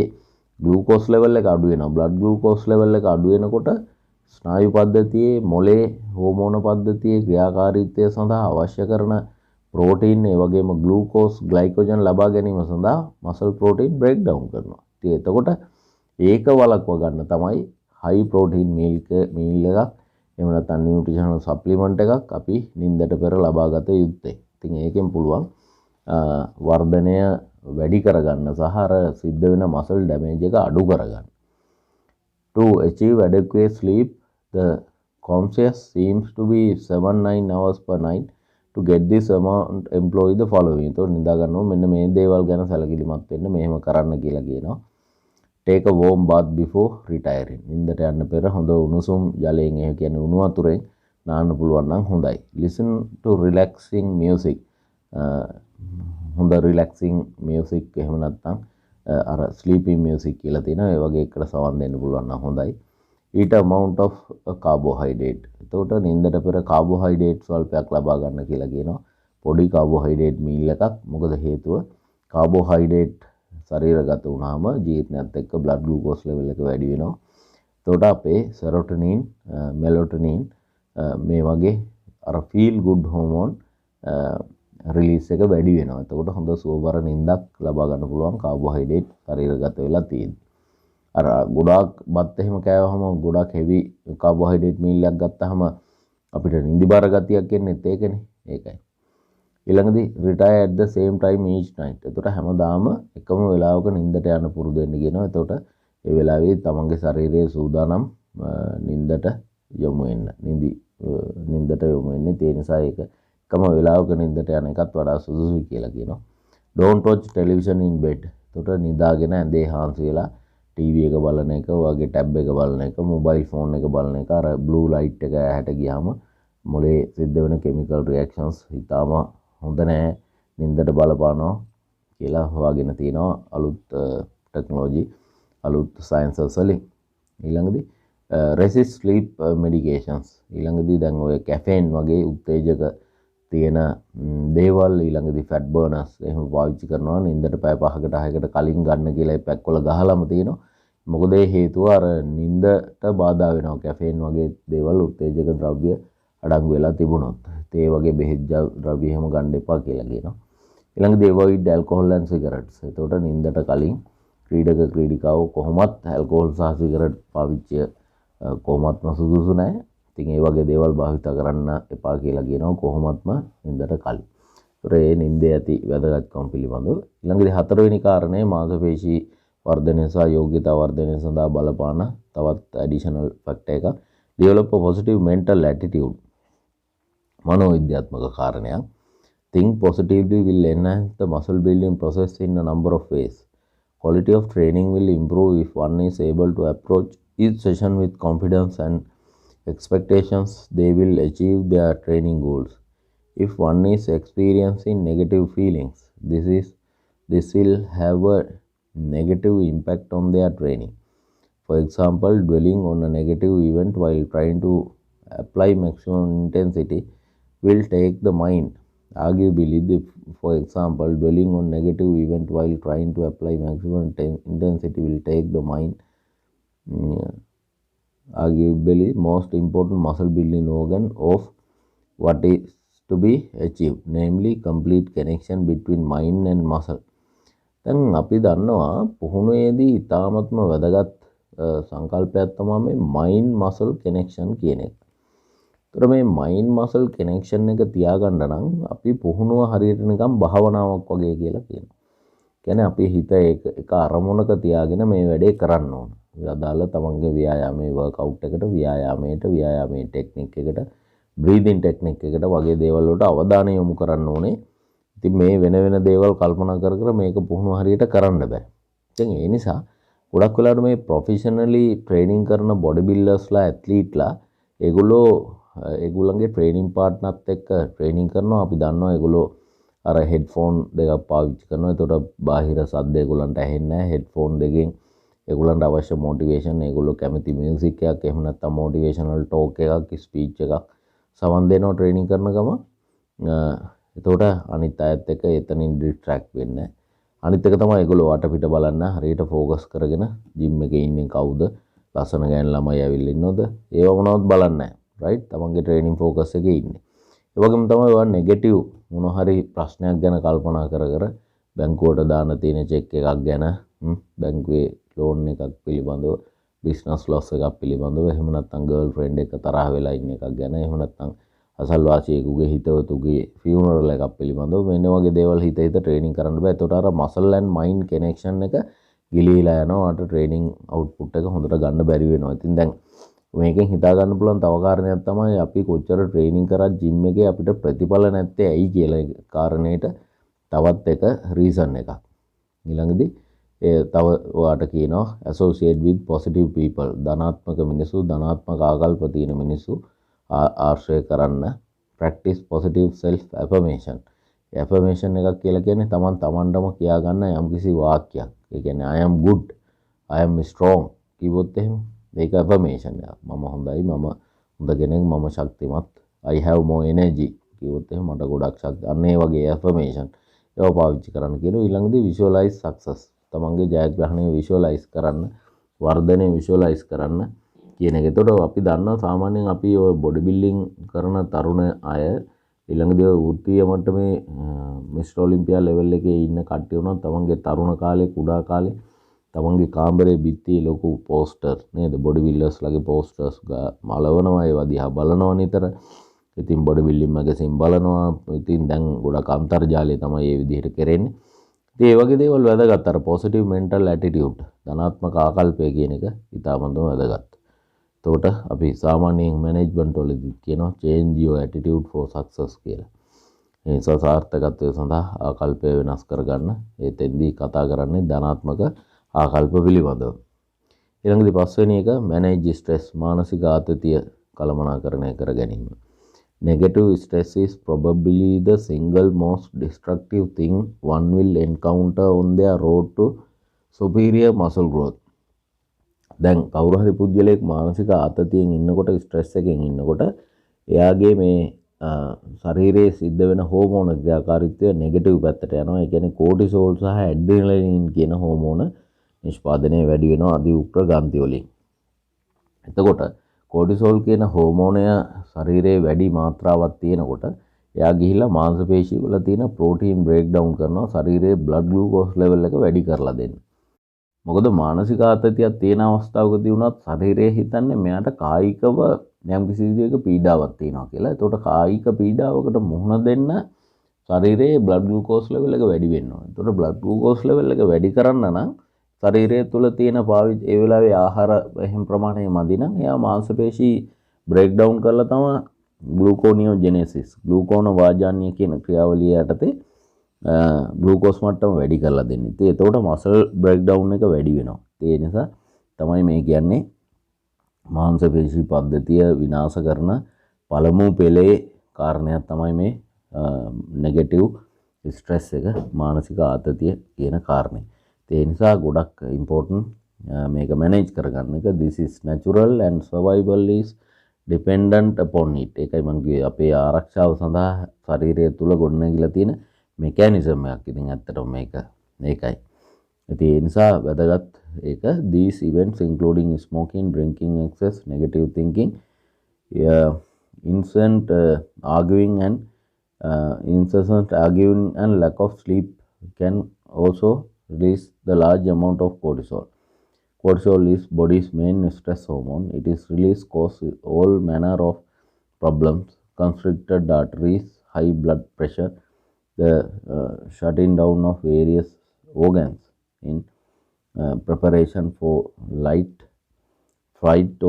flight and thickened blood. එතකොට අර පලා යාමේ හෝ පහර දීමේ න්‍යායට අනුකූලව ශරීරය හැඩගස්වන්න ශරීරය ගොඩ නැගෙනවා. ඉතින් ඒ නිසා තමයි මේ කෝටිසෝල් හෝමෝනෙන් කරන්නේ. ඒක හොඳ නැහැ අපේ මාංශපේශී විනාශ කරනවා. එහෙම නැත්නම් මසල් වල තියෙන ප්‍රෝටීන් බ්‍රේක් ඩවුන් කරන නිසා.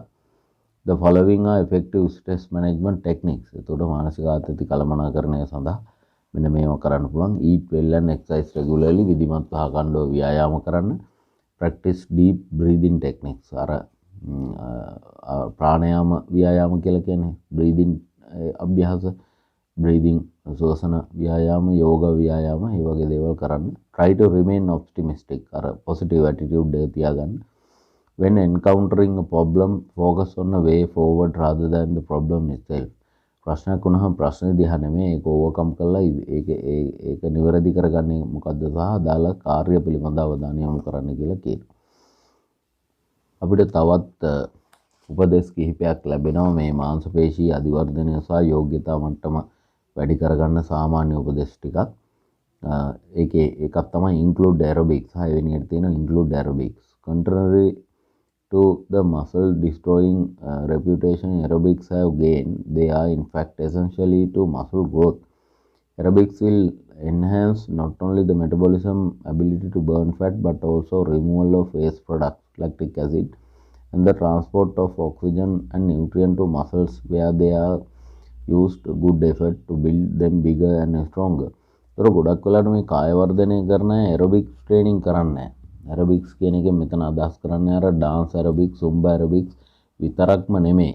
වෝකින්, ජොගින්, සයික්ලින්, ස්විමින් මේ ඕනම එකක් ඇරොබික්ස් එහෙම නැත්නම් ස්වායු ව්‍යායාම විදියට ගන්නවා කියලා අපි දන්නවා. ඒ නිසා ශරීරයේ ඔක්සිජන් කැපැසිටි එක වැඩි කරගන්න ඊළඟදී පේශී සඳහා වැඩි ඔක්සිජන් ප්‍රමාණයක් ලබා දෙන්න. ඒ වගේම පේශී සෛල තුල තැන්පත් වෙලා තියෙන metabolic waste products, lactic acid, carbon dioxide වගේ පරිවෘත්තීය අපද්‍රව්‍ය ශරීරයෙන් බැහැර කරන්න ඇරොබික් ට්‍රේනින් කරන ගොඩක් වැදගත්. ඒත් එක්කම ගොඩක් ෆැට් බර්නින් කරගන්නත් හැකියාවක් ලැබෙනවා කියලා අපි දන්නවා.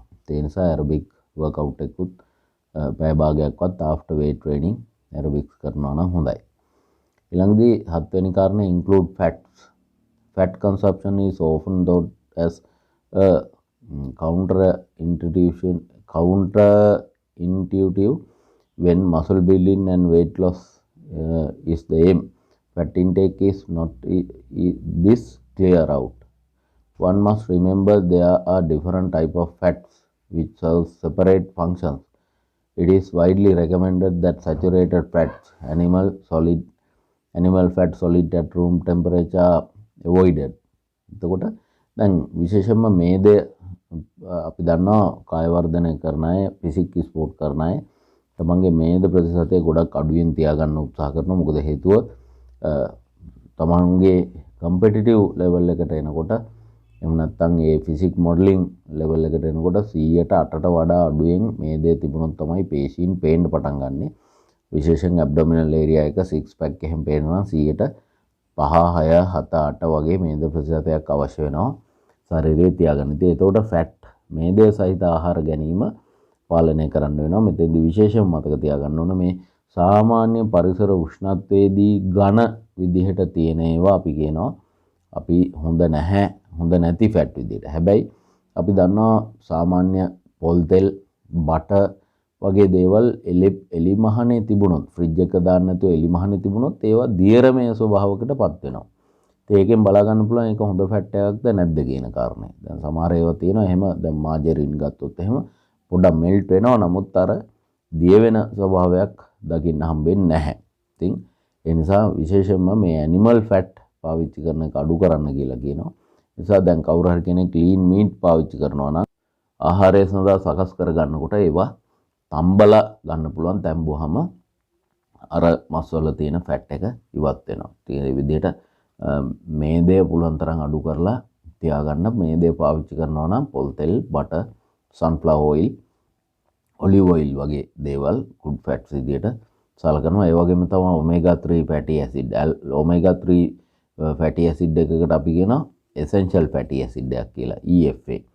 එතකොට alpha linolenic acid and omega 6 linolenic acid මේ අපි දන්නවා මාළු වල තියෙනවා මේ omega 3 fatty acid. ඊළඟදී ඒ වච්චර මිලියන අධික වෙන්නේ නැහැ. සාමාන්‍ය රුපියල් 3500කට විතර ලංකාවේ මුදලින් ගන්න පුළුවන් මේ fish oil එක. එතකොට omega 3, omega 6, omega 9 369 කියලා කියන්නේ omega 369 කිව්වහම මේක තමයි අදහස් කරන්නේ මේ alpha linolenic acid කියන එක.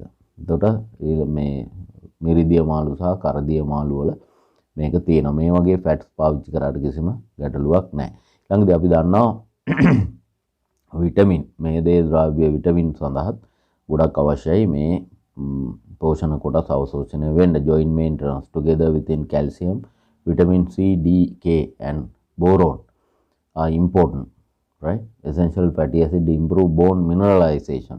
එතකොට අපි දන්නවා මේ දේ ද්‍රව්‍ය මේ විටමින් අවශෝෂණය වැඩි වෙනවා. ඒ වගේම අස්ථීන්ගේ ඝනත්වය වැඩි කරගන්න මේ ඛනිජ අවශෝෂණය සඳහා ගොඩක් වැදගත් අපිට මේ විදිහට මේ ෆැට්ස් අපේ ආහාරයට ගන්න එක හොඳ ෆැට්ස් ආහාරයට එකතු කරගන්න එක. ඊළඟදී 8 වෙනි කාරණේ avoid over training. අධිපුහුණුව වළක්වා ගන්න කියලා කියනවා. එහෙම නැත්නම් අධිපුහුණුව කරන්න එපා කියලා කියනවා. අපි දන්නවා යම්කිසි කෙනෙක් අකණ්ඩව පුහුණු වීම වල යෙදෙනවා ප්‍රමාණවත් තරම් නිින්දක් හෝ ප්‍රමාණවත් තරම් පුහුණු සැසි අතර විවේකයක් ලබා ගන්නෑ. ඒ වගේම ශරීරයේ බලාපොරොත්තු වෙන මට්ටමේ එහෙම නැත්නම් ශරීරයට ලැබිය යුතු මට්ටමේ ප්‍රෝටීන්, විටමින්, khනිජ ලවණ ලබා දීමක් සිද්ධ වෙන්නේ නැහැ. අන්න ඒ වගේ අවස්ථාවකදී තමන්ගේ පුහුණුව අධිපුහුණුවක් බවට පත් වෙන්න පුළුවන්. ඒකට අපි කියනවා ඕවර් ට්‍රේනින් කියලා. ඒකට ඕවර් ට්‍රේනින් ගැන වෙනම what is over training කියලා එහෙම මම දාලා තිනවා වීඩියෝස් අපේ channel එකේ. ඒවත් ඔයගොල්ලෝ බලන්න වැඩිපුර දැනුම සඳහා කොහොමද ඕවර් ට්‍රේනින් වෙන්නේ, ඕවර් ට්‍රේනින් සිම්ප්ටම්ස් මොනවද මේ හැම දෙයක්ම කතා කරලා තියෙනවා. එතකොට මේ ඕවර් ට්‍රේනින් කරන්න ගියාම අර විදිහට a major problem affecting many over enthusiastic lifters is over training. අපේ උනන්දුව වැඩි හින්දා අපි ට්‍රේනින් කරනවා වැඩි පෝෂණය ගැන අවධානය යොමු කරන්නේ නැහැ. The condition of overtraining comprises number of symptoms which can destroy motivation and rob the bodybuilder of any possibility of continued growth, regression behind the likely outcome. ඉතින් ඒ වගේම මේ ඡේදයේ තියෙන බලන්න අන්තිම ඡේදය අපේ ටියුට් එකේ symptoms of overtraining are physical and psychological and include elevated waking pulse rate, elevated morning blood pressure, increased joint and muscle aches, headaches and tremors, tiredness, lightlessness, listlessness, insomnia, loss of decrease in appetite, injury, illness, chronic fatigue, instable thirst or dehydration, susceptibility to cold and flu, frequent minor infections and altered functions of the endocrine, immune and central nervous system. ඊළඟදී මෙන්න මේ වගේ physical symptoms අපිට දකින්න පුළුවන්. නිින්ද යන්නේ, ආහාර ජීර්ණය අඩාල වෙනවා, නිකන් නෝසියා වගේ නිකන් වමනේ යන්න වගේ ගතියක් තියෙනවා.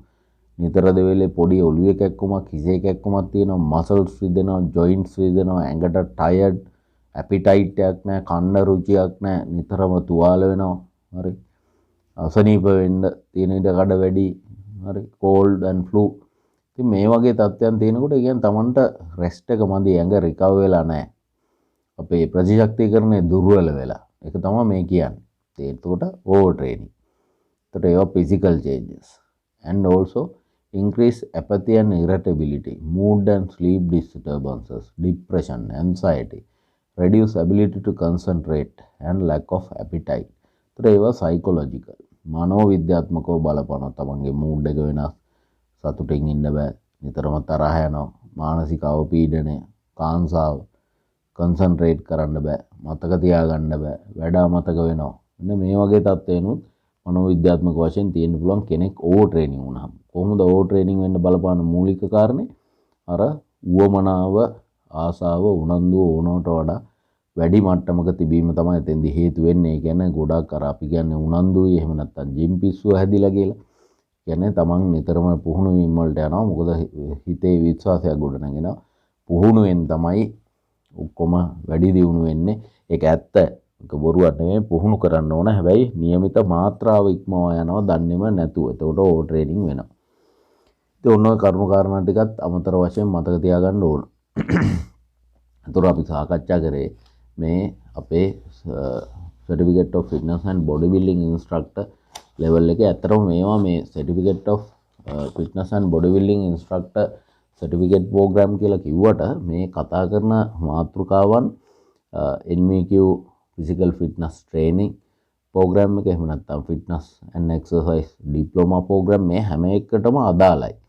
ඒ නිසා මෙතන මම මේ අපේ පහසුව සඳහා තෝරා ගැනීමේ පහසුව සඳහා මෙහෙම මේ ලෙසන් එකේ නම කිව්වට මේක එහෙම නැත්නම් මේ සර්ටිෆිකේට් කෝස් එකේ නම කිව්වට මේවා ෆිසිකල් ෆිට්නස් පිළිබඳව හදාරන ඕනෑම ඩිප්ලෝමා එහෙම නැත්නම් සහතික පත්‍ර පාඨමාලා උපාධි පාඨමාලා ඕන එකකට මේවා වැදගත් මේ තියරිස්. විශේෂයෙන් සඳහන් කරන්න ඕන ලංකාවේ ස්පෝර්ට්ස් මැනේජ්මන්ට් උපාධි තියෙනවා, ක්‍රීඩා කළමනාකරණ උපාධි තියෙනවා. ඉතින් ඒගොල්ලෝ ඒ කරන උපාධිධාරීන්ගෙන් විද්‍යාර්ථීන්ගෙන් උපාධි ලබා ගත්ත අයගෙන් අහුවාම මේ කිසිම දෙයක් ඒගොල්ලන්ට කැම්පස් එකේ මේ උගන්වලා නැහැ. ඊට අමතරව පාසල් වල උගන්වන PTIලා ස්පෝර්ට් ඔෆිසර්ස්ලා එහෙම ඉන්නවා. ඒගොල්ලෝ විද්‍යාපීඨ අවුරුදු 3ක ඩිප්ලෝමාව ලබා ගත්ත අය.